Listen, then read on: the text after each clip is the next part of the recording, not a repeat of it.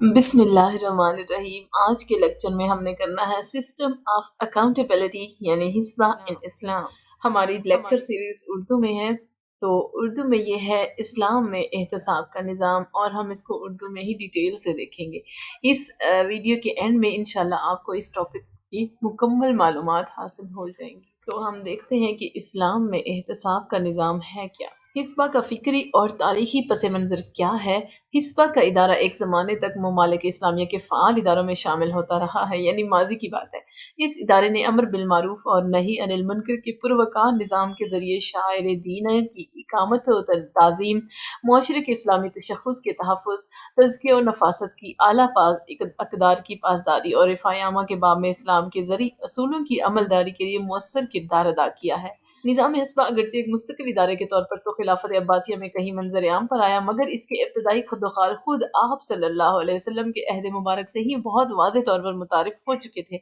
हज़रत उमर के दौर तक पहुँचते पहुँचते इस इदारे का खाका और ज़्यादा वाज़ेह हो गया था। ये इर्तिकाई अमल हिस्बा के साथ ही ख़ास नहीं, बल्कि तमाम इदारे इसी तरह वजूद में आए। इस्लामी ममालिक के तमाम इदारों में बुनियादी रहनुमाई कुरान और सुन्नत और आसार सहाबा ही से ली जाती रही है। मुनासिब मालूम होता है कि इस इस्तिलाह की लुग़वी तहकीक, निज़ाम की फ़िक्री असास और इदारे के तारीख़ी पस मंज़र पर हम एक नज़र डालेंगे। तो हस्बा की लुग़वी तहकीक क्या है? हिस्बा अरबी ज़ुबान में हसब से मुश्तक है। इस मादे के मुख्तलिफ़ औज़ान और मुश्तक़ात मुख्तलिफ़ मानी पर दलालत करते हैं। इन सब मायने को सामने रखकर इनका तज्ज़िया किया जाए तो निज़ाम हिस्बा के कई खद-व-ख़ाल तश्कील पाते हैं, जिससे इसका एक इजमाली खाका उभर कर सामने आता है। चुनांचे करमुन यकरुमु के वज़न पर हसबु यहसबु का मानी ख़ानदानी शराफ़त वाला होना है। ये मानी अशिया के जौहर की सलामती और मयार यानी क्वालिटी के तहफ़्फ़ुज़ का पहलू भी नुमायाँ करता है। नसर यनसुरु के वज़न पर हसब यहसबु शुमार करना इसकी कमियत यानी क्वांटिटी का पहलू वाज़ेह करता है। इसी तरह समिया यस्माउ के वज़न पर हसीब यहसबु गुमान करना आमाल व मामलात में ज़हनी इस्तिज़ार यानी हुस्न नीयत का दर्स देता है, और अल-हस्बु काफ़ी हो जाना हुदूद व क़ुयूद की पाबंदी की तरफ रहनुमाई करता है। इसी तरह एहतिसाब की मौनी गुमान करना, शुमार करना, आज़माइश करना, मुनकरात से मना करना, कनात करना, रुक जाना, बाज़ रहना वग़ैरह। खुद एहतसाबी और मुआशरे में बेरहरवी के खात्मे के लिए फ़ाल किरदार अदा करने का पता देते हैं। हासबा मुहासिबों व हिसाबात की जाँच पड़ताल करना, उमूर की इंतज़ामी निगरानी और किसी बेइतदाली की सूरत में मुनासिब कार्रवाई की ज़रूरत का एहसास दिलाता है। इन तमाम पहलुओं को यकजा करने से जो खाका सामने आता है, वही करीब करीब इस्लाम के निज़ाम हिस्बा का खाका है। मशहूर इमाम लुग़त इब्न मंजूर अफ़रीकी कहते हैं कि एहतसाब अज्र व सवाब की नीयत आमाल सालिहा में होता है। मसाइब के वक्त एहतसाब की सूरत ये होती है कि इंसान अल्लाह ताला के फ़ैसले पर राज़ी रहकर सब्र के ज़रिए अजर की जुस्तजू और इसके हसूल की तरफ बढ़े। हर किस्म की नेकी को इस पर मुतवक्किल सवाब की तलब के लिए उसके मुकर्ररा तरीके के मुताबिक इस्तेमाल करना और बजा लाना भी एहतसाब है। इसी तरह अल हिस्बा इंतज़ाम व इंसराम के मायने में भी आता है। चुनांचे कहा जाता है कि हसनुल हिस्बा फिल अम्र, कि फलां शख्स मामलात में बेहतरीन हिस्बा वाला है, यानी उनकी तदबीर और देखभाल करने वाला है और उन्हें चलाने की पूरी इस्तेदाद रखता है। इसी तरह एहतसब फलानन अला फलान का मतलब होता है कि उसने फलां शख्स के गलत कामों पर मुआखज़ा किया। मावरदी अल अहकामुल सुल्तानिया में कहते हैं कि ये लफ्ज़ हस्बुक रुक जाओ से मुश्तक है। मुहतसिब भी लोगों के हकूक में कमी करने वालों से उनका तहफ़्फ़ुज़ करता है। नहास कहते हैं कि लुग़त में मुहतसिब की असल ये है कि वह लोगों के मफादात के तहफ़्फ़ुज़ की कोशिश करता है। अब हम इस्तिलाही तारीफ़ देखते हैं। हिस्बा की इस्तिलाही तारीफ़ में मुख्तलिफ़ इबारात मिलती हैं, जिनका खुलासा है हम देखेंगे कि हिस्बा अमर बिलमारूफ का नाम है जबकि इसे अलल ऐलान तर्क किया जा रहा हो, और नही अनिल मुनकर का नाम है जबकि इसका अलल ऐलान इर्तिकाब हो रहा हो। कलकशंदी कहते हैं कि मुहतसिब वो शख्स है जो अमर बिलमारूफ और नही अनिल मुनकर का फरीज़ा सर अंजाम देता है। नाप तोल और इसी तरह के दूसरे मामलात की निगरानी करना भी इसी का काम है। अब हिस्बा का दायरा कार क्या है? हिस्बा की अमलदारी जो कि अमर बिलमारूफ और नही अनिल मुनकर के अंदर है, इसलिए ज़रूरी मालूम होता है कि इन दोनों इस्तिलाहात की मुख्तसर वज़ाहत करें हम। मुफस्सिर मोहम्मद ताहिर इब्न आशूर इरशाद बारी ताला वलतकुम मिनकुम उम्मतुन यदऊना इलल खैर की तफसीर में लिखते हैं कि मारूफ उसको कहते हैं जिसे लोग जानते हो। ये लफ्ज़ मजाजन ऐसे कामों के लिए इस्तेमाल होता है जो मकबूल पसंदीदा हो, क्योंकि जब कोई चीज़ जब मशहूर होती है तो लोग उससे मानूस होते हैं, उसे कबूल भी करते हैं और पसंद भी करते हैं। यहाँ मारूफ से मुराद ऐसे अमूर हैं जो अक्लन भी मकबूल हों और शरीयत के लिहाज से भी। मुनकर मजाजन ऐसी चीज़ों को कहते हैं जो नापसंदीदा हों। नापसंदीदगी जहाँ होती है वहीं इनकार भी पाया जाता है। मुनकर लुगत में जहालत को कहा जाता है, इसलिए गैर मानूस को नकरा कहा जाता है। यहाँ मुनकर से मुराद ऐसे काम है जिनसे ज़ाहिरी अवारिज़ के असरात हटा लिए जाएँ तो फ़ितरतन नापसंदीदा महसूस हों। इस बात में कोई शक नहीं कि अमर और नही कौल और कलाम की किस्म से हैं, चुनांचे जिस बात का इंसान को मुकल्लफ किया गया है वो मारूफ का बयान और इसका हुक्म करना है, और मुनकर की वजाहत और इससे नहीं है। बाकी जहाँ तक अमर और नही के मुखातबीन के इस पर अमल का ताल्लुक है तो ये उन्हीं के स्पुर्द है या हुक्काम की जिम्मेदारी है जो कि उनसे वो काम करवा सकते हैं जिनका उन्हें हुक्म किया गया है। हाफिज इब्न अल कय्यम जोजिया हिस्बा के दायरा कार का मजीद तयन यूँ करते हैं कि इदारा हिस्बा ऐसे अमर बिल मारूफ और ऐसे नहीं अनिल मुनकर से मुताल्लिक है जो दीगर महकमा जात के मुंतजिमीन, काजियों और दीवान हाकिम वगैरह के दायरा कार में नहीं आते। इसके बाद उन्होंने वाली हिस्बा के काम गिनवाए हैं, जिनमें आम लोगों को 5 वक्त की नमाज का कहना, जो ना पढ़े उसे जिस्मानी या कैद की सज़ा देना, आइमा और मुअज्जिनीन की निगरानी करना, उम्मत के हकूक़ की अदायगी में कोताही करने वाले और शरीयत के तरीके से निकलने वाले को इसका पाबंद करना, जहाँ उसका अपना बस ना चले वहाँ वाली हर्ब या काज़ी की मदद हासिल करना, जुमा जमात की नमाज, अमानत की अदायगी, सच बोलने और कौल व फ़ैल में खैरख़्वाही को मद्देनज़र रखने का हुक्म करना, लोगों को ख़यानत, नाप तोल में कमी बेशी, नीज़ मसनूआत और अशियाई तिजारत में मिलावट से रोकना और नाप तोल के पैमानों की निगरानी करना, सूदी कारोबार करने वालों, सूद को जायज़ करके पेश करने वाले, हीलाबाज दलालों और बाजार पहुंचने से पहले रास्ते से सामान खरीदने वालों की सरकूबी करना, इन तमाम उमूर में कार्रवाई के लिए उसे दावा या मुद्दा अलैह की हाजिरी की जरूरत नहीं। इमाम नवी ने लिखा है कि मुहतसिब को लोगों का पीछा करने, जासूसी करने और खामखा की तफ्तीश या महज शक की बिना पर बिला इजाजत घरों में घुस जाने का इख्तियार नहीं है। अब इसका फिक्री पस मंजर क्या है? किसी निज़ाम की तश्कील में फिक्री असास का बहुत दखल होता है। निज़ाम हिस्बा की फिक्री असास से मुराद वो दलाइल और नसूस हैं जिन्हें मद्देनजर रखकर वक्तन फ़वक्तन इस निज़ाम के तसव्वुराती खद्दुखाल तश्कील पाते रहे हैं। इनमें कुरान और सुन्नत की वो नसूस भी शामिल हैं जिनसे इस निज़ाम के किसी पहलू की वजाहत होती, और मुफस्सिरीन और मुहद्दिसीन के वो अक़वाल भी हैं जो उन्होंने आयात और अहादीस की तफसीर और तशरीह के दौरान हिस्बा के बारे में नकल किए या फिर खुद कलमबंद किए। फुक़हा के अक़वाल से यहाँ हद्दल इम्कान हम इज्तनाब करेंगे। आयात में देखते हैं कि अल्लाह ताला कुरान पाक में हिस्बा के बारे में क्या फरमाता है।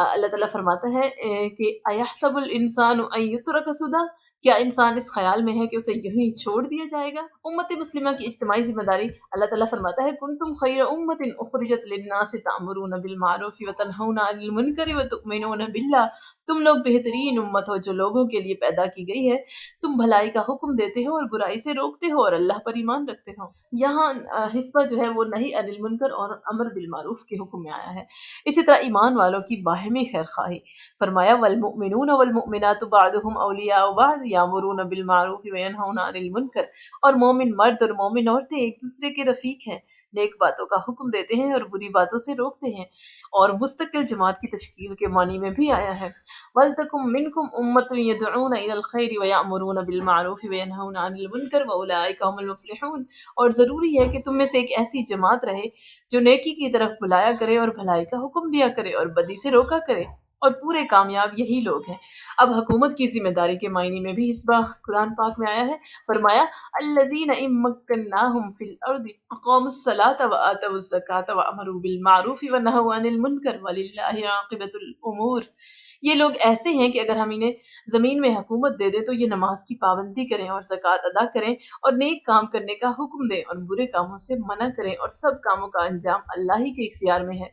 और बइस्ते अंबिया का बुनियादी मकसद ही यही था, यानी हिस्सा। फरमाया वलक़द बअसना फ़ी कुल्लि उम्मतिर रसूलन अन अअबुदुल्लाह वज्तनिबुत तागूत, और हमने यकीनन हर कौम में रसूल भेजा कि अल्लाह की बंदगी करो और तागूत से बचो। इसी तरह अवामी सतह पर क़याम अदल के तमाम मुमकिन ज़राए का इस्तेमाल के मायने में भी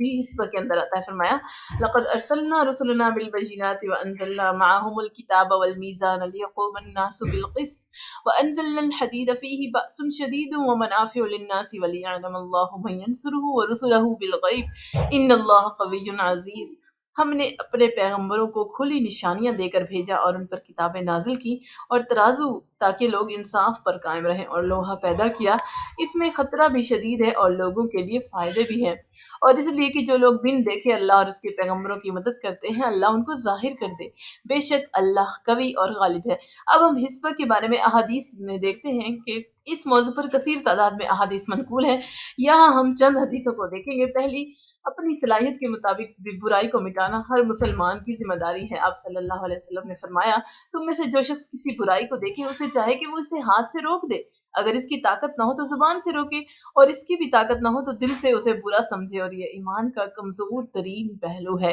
دوسری حدیث میں فرمایا کہ جب لوگ برائی کو دیکھیں اور اسے ختم نہ کریں تو قریب ہے کہ اللہ کا عذاب ان سب کو اپنی لپیٹ میں لے لے۔ اس کے بعد ہم مفسرین کے اقوال دیکھیں گے، اور امام قرطبی نے حضرت یوسف علیہ السلام کے اس قول اجعلنی علی خزائن الارض انی حفیظ علیم کی تفسیر بیان کرنے کے بعد درج ذیل فقہی مسئلہ بیان کیا ہے کہ اگر کسی انسان کو اپنے بارے میں یہ یقین ہو کہ وہ منصب قضا یا منصب حسبہ کی ذمہ داریاں صحیح نبھا سکتا ہے، اور اس وقت کوئی شخص بھی ایسا نہ ہو جس میں یہ صلاحیت موجود ہو، تو اس پر یہ فرض عین ہے کہ یہ منصب سنبھالے، اور اس منصب کی اہلیت کے لیے جو ضروری قوائف ہیں، مثلا علم اور استعداد وغیرہ، اس کے بارے میں بتائے جیسا کہ یوسف علیہ السلام نے کیا تھا۔ مفسر ابن عاشور یریدون وجہ اس کی تفسیر میں لکھتے ہیں کہ حساب کا مطلب کسی ایسی چیز کی اکائیوں کو گننا ہے جس میں اکائیاں پائی جاتی ہوں۔ جب احوال آپس میں خلط ملط ہو جائے تو احوال کی تحقیق کو چیز کی اکائیاں گننے کے مشابہ قرار دے کر یہی لفظ مجاز ان کے درمیان فرق کرنے کے لیے بھی استعمال کیا جاتا ہے۔ حسبہ بھی اسی سے ماخوذ ہے۔ اس سے مراد بازار والے لوگوں کی احوال کو تحقیقی نظر سے دیکھ کر یہ فیصلہ کرنا ہے کہ کن لوگوں کے احوال ٹھیک طریقے پر ہیں اور کن کے احوال اس کے برعکس ہیں۔ حاسب فلانا علی اعمال کا معنی ہے کسی کے اعمال کا بغور مطالعہ کرنا اور ان کا پیچھا کرنا ہے۔ وہ اولو الامر کی تفسیر میں لکھتے ہیں کہ یہاں اولو الامر سے مراد خلیفہ سے لے کر والی حسبہ تک وہ لوگ ہیں جو نبی کریم صلی اللہ علیہ وسلم کی ذات گرامی کے علاوہ ہیں۔ اب محدثین کے اقوال کیا ہیں؟ حافظ ابن حجر نے ارشاد نبوی کی جو شخص کوئی منصب خود طلب نہیں کرتا، اللہ تعالیٰ اس کی ذمہ داریاں نبھانے میں اس کی مدد فرماتے ہیں۔ اس کی شرح میں لکھا ہے کہ اس حدیث سے معلوم ہوتا ہے کہ جن ذمہ داریوں کا تعلق حکومتی مناصب سے ہے انہیں خود طلب کرنا مکروہ ہے۔ اسی لفظ امارت میں منصب قضا اور حسبہ بھی شامل ہے۔ بدر الدین عینی نے ارشاد نبوی اے عبد الرحمن بن سمرہ امارت خود طلب نہ کرو، اگر تمہیں وہ مانگنے پر دی گئی تو تمہیں اسی کے حوالے کر دیا جائے گا۔ اس کے تحت لکھتے ہیں کہ اور اس میں حکومتی مناصب جیسے قضا اور حسبہ وغیرہ خود طلب کرنے کی کراہت کا بیان ہے، یعنی یہ مکروہ ہے۔ امام نووی نے لکھا ہے کہ قاضی قضات ابو الحسن ماوردی بصری شافعی نے اپنی کتاب احکام السلطانیہ میں اس مسئلے پر علماء کا اختلاف ذکر کیا ہے کہ جس شخص کو بادشاہ وقت منصب حسبہ پر فائز کرے کیا اسے اختیار ہے کہ لوگوں کو اپنا فقہی مسلک اختیار کرنے پر مجبور کرے؟ کچھ آگے چل کر امام نووی کہتے ہیں کہ ماوردی نے اپنی کتاب احکام سلطانیہ کے آخر میں حسبہ کے بارے میں ایک عمدہ باب ذکر کیا ہے جو امر بالمعروف اور نہی عن المنکر کے بہت سے قواعد و ضوابط پر مشتمل ہے، اور اس لیے بھی کہ حسبہ اسلام کی عظیم ترین بنیادوں میں سے ایک ہے۔ علامہ عینی اور ابن عاشور نے نقل کیا ہے کہ ابن درید کہتے ہیں کہ میں نے اس کی فلاں بات کا احتساب کیا، یعنی اسے اس کی غلطی پر آگاہ کیا۔ اس سے محتسب البلد یعنی علاقے کا محتسب ماخوذ ہے۔ امام مسلم نے ابن سعدی کی ایک روایت نقل کی ہے، وہ کہتے ہیں کہ حضرت عمر نے مجھے ایک مرتبہ صدقات کا نگران مقرر کیا۔ جب میں نے سب صدقات جمع کر کے ان کی خدمت میں پیش کر دیے تو انہوں نے میرے لیے حق کی خدمت کے طور پر کچھ رقم دینے کا حکم فرمایا۔ میں نے عرض کیا کہ میں نے تو یہ کام اللہ کے لیے کیا ہے اور میرا اجر بھی اللہ کے ذمہ ہے۔ آپ نے فرمایا کہ جو کچھ تمہیں دیا جا رہا ہے لے لو۔ میں بھی نبی کریم صلی اللہ علیہ وسلم کے عہد مبارک میں اسی طرح ایک خدمت بجا لایا تو آپ نے مجھے اس کے بدلے کچھ عطا فرمایا۔ میں نے بھی یہی بات عرض کی جو آپ کہہ رہے ہیں، لیکن آپ نے مجھ سے فرمایا کہ جب تمہیں بن مانگے کچھ عطا کر دیا جائے تو اسے خود بھی کھاؤ اور صدقہ بھی کرو۔ امام نووی اس حدیث کی شرح میں لکھتے ہیں کہ اس حدیث میں مسلمانوں کی خدمات بجا لانے پر اجرت لینے کا جواز ہے، یہ خدمت خواہ دینی ہو یا دنیوی ہی، جیسے قضات اور حسبہ وغیرہ۔ اب خلافت عباسیہ سے قبل نظام حسبہ کا کیا تصور تھا؟ اسلامی معاشرے کے قیام کے ابتدائی ایام میں ہر طرح کی فکری اور انتظامی سرگرمیوں کا بنیادی محور نبی کریم صلی اللہ علیہ وسلم کی ذات گرامی تھی۔ وقت گزرنے کے ساتھ ساتھ حسب ضرورت کچھ ذمہ داریاں صحابہ کرام کو تفویض ہوتی رہیں۔ یہی سلسلہ خلفائے راشدین کے دور میں بھی چلتا رہا۔ جو مملکت اسلامیہ کی حدود میں وسعت اور آبادی میں اضافہ ہوتا گیا، اسے فکری اور انتظامی طور پر منظم اور مربوط رکھنے کے لیے ذمہ داریوں کے نئے نئے پہلو سامنے آتے گئے، اور ان کے دائرہ کار کی وسعت کی بنا پر انہیں نبھانے کے لیے اشخاص سے بڑھ کر باقاعدہ ادارے تشکیل دینے کی ضرورت بھی پیش آئی۔ اسی طرح انتظامیہ، عدلیہ اور دیگر تمام ادارے انہی مراحل سے گزر کر وجود میں آئے۔ آج تک یہ سلسلہ اسی طرح جاری ہے۔ ادارہ حسبہ کا حال بھی دیگر اداروں سے کچھ مختلف نہیں ہے۔ اس کے ابتدائی مراحل کو ایک ترتیب سے دیکھیں تو معلوم ہوتا ہے کہ قرآن کریم بہت سے ایسے ارشادات الہیہ سے معمور ہے جن سے حسبہ کے مذکورہ تصور کے کسی نہ کسی پہلو کے بارے میں براہ راست تنبیہ پائی جاتی ہے۔ حدیث نبوی کے ذخیرے میں زبانی ارشادات کے علاوہ ایسے عملی اقدامات کی مثالیں بھی بکثرت ملتی ہیں جن سے ان امور کی مستقل نگرانی اور انتظام کا پتہ چلتا ہے۔ عہد خلفائے راشدین میں ایسے امور کی نگرانی اور اصلاح کے لیے مستقل اقدامات اور مقرریوں کے متعدد مثالیں بھی تاریخ کا حصہ ہیں۔ اس کی کچھ مثالیں ہم قرآن مجید سے دیں گے۔ سزا کے طور پر حلال کو حرام کر دیا گیا۔ فَبِظُلْمٍ مِّنَ الَّذِينَ هَادُوا حَرَّمْنَا عَلَيْهِمْ طَيِّبَاتٍ أُحِلَّتْ لَهُمْ وَبِصَدِّهِمْ عَن سَبِيلِ اللَّهِ كَثِيرًا وَأَخْذِهِمُ الرِّبَا۔ تو ہم نے یہودیوں کے ظلموں کے سبب بہت سی پاکیزہ چیزیں بھی ان پر حرام کر دی جو پہلے ان پر حلال تھی۔ یہ ان کے اللہ کے راستے سے اکثر روکتے رہنے کی سزا بھی تھی، سود لینے کی بھی، حالانکہ انہیں اسے منع کیا گیا تھا، اور لوگوں کا مال ناحق طریقے سے کھانے کی بھی۔ غافلانہ نماز اور مفاد عامہ میں کوتاہی پر تنبیہ کرتے ہوئے فرمایا فَوَيْلٌ لِّلْمُصَلِّينَ الَّذِينَ هُمْ عَنْ صَلَاتِهِمْ سَاهُونَ الَّذِينَ هُمْ يُرَاءُونَ وَيَمْنَعُونَ الْمَاعُونَ۔ تو ایسے نمازیوں کے لیے خرابی ہے جو نماز کی طرف سے غافل رہتے ہیں، جو ریاکاری کرتے ہیں اور استعمال کی چیزیں مانگنے سے نہیں دیتے۔ حضرت ابن مسعود فرماتے ہیں کہ ہم ڈول، ہنڈی اور کندال کو معاون میں شمار کیا کرتے تھے۔ ناپ تول میں کمی بیشی پر تنبیہ کرتے ہوئے فرمایا وَوَيْلٌ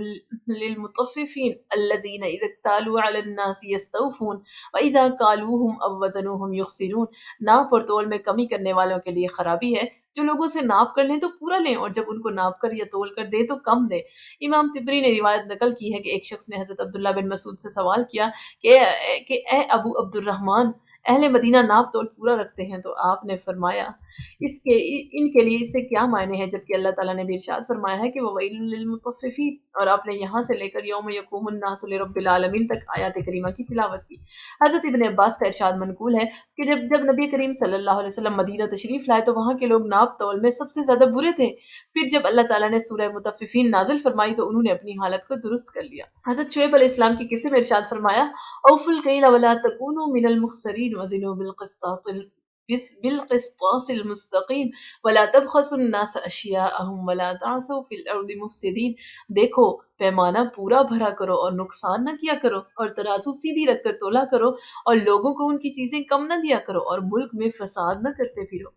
بوقت ضرورت گواہی دینے کا حکم دیا ولا یأبی الشہداء اذا ما دعوا، اور جب گواہ طلب کیے جائیں تو انکار نہ کریں۔ پیشہ ورانہ مہارت کا مفاد عامہ کا استعمال، اس کے لیے فرمایا ولا یأب کاتب ان یکتب کما علم، اور لکھنے والا جیسے اللہ نے سکھایا اسے لکھنے سے انکار بھی نہ کرے۔ اب نبی کریم صلی اللہ علیہ وسلم کی احتسابی ذمہ داریاں دیکھ لیتے ہیں۔ فرمایا اللہ تعالیٰ نے فرمایا یأمرہم بالمعروف وینہاہم عن المنکر ویحل لہم الطیبات ویحرم علیہم الخبائث، اور وہ انہیں نیک کاموں کا حکم دیتے ہیں اور برے کام سے روکتے ہیں، پاک چیزوں کو ان کے لیے حلال کرتے ہیں اور ناپاک چیزوں کو ان پر حرام ٹھہراتے ہیں۔ اب ہم نبی کریم صلی اللہ علیہ وسلم کی چند احتسابی ہدایات دیکھتے ہیں۔ فرمایا کہ دوسرے شہر سے سامان لانے والے کو رزق دیا جاتا ہے اور ذخیرہ اندوزی کرنے والا ملعون ہے۔ دوسری حدیث میں فرمایا کہ ذخیرہ اندوزی وہی شخص کرتا ہے جو غلطی پر ہو۔ ایک اور حدیث میں فرمایا کہ لوگوں کو ان کے حال پر چھوڑ دو، اللہ تعالیٰ ان کو ایک دوسرے کے ذریعے رزق دیتا ہے۔ آپ صلی اللہ علیہ وسلم کا یہ بھی ارشاد منقول ہے کہ کوئی شخص اپنے پڑوسی کو اپنی دیوار میں لکڑی گاڑنے سے نہ روکے۔ آپ صلی اللہ علیہ وسلم کے چند احتسابی اقدامات دیکھ لیتے ہیں کہ آپ صلی اللہ علیہ وسلم نے گھوڑے کی جفتی پر اجرت لینے اور آٹا پیس کر پیمانہ بھر لینے سے منع فرمایا۔ دوسری حدیث میں کتے کی قیمت وصول کرنا، جسم پر نشانات لگانے کی کمائی، پچنا لگانے کی اجرت لینے سے منع فرمانا منقول ہے۔ ڈول ادھار دے دینے اور سانڈ سے جفتی کرانے کو آپ صلی اللہ علیہ وسلم نے اونٹوں کا حق قرار دیا ہے۔ حضرت ابو ہریرہ سے منقول ہے کہ نبی کریم صلی اللہ علیہ وسلم کھانے کے ایک ڈھیر کے پاس سے گزرے اور اس میں اپنا ہاتھ ڈالا تو ہاتھ کے ساتھ کچھ نمی سی لگ گئی۔ آپ نے گلے کے مالک سے پوچھا کہ یہ کیا ہے؟ تو اس نے کہا کہ یا رسول اللہ، یہ بارش سے بھیگ گیا ہے۔ تو آپ نے فرمایا کہ تم نے اسے گلے کے اوپر کیوں نہ رکھ دیا کہ لوگ اسے دیکھ لیتے؟ جس نے ملاوٹ کر کے ہمیں کچھ دیا وہ ہم میں سے نہیں ہے۔ ایک روایت میں ہے کہ جس نے ملاوٹ کی وہ مجھ سے نہیں ہے۔ حضرت ابو ہریرہ کہتے ہیں کہ میں ایک دن نبی کریم صلی اللہ علیہ وسلم کے ساتھ بازار گیا۔ آپ بزاز کی دکان پر گئے اور 4 درہم کے پاجامے خریدے۔ بازار میں ایک شخص وزن کرنے کے لیے مقرر تھا۔ آپ صلی اللہ علیہ وسلم اس کی طرف گئے اور ارشاد فرمایا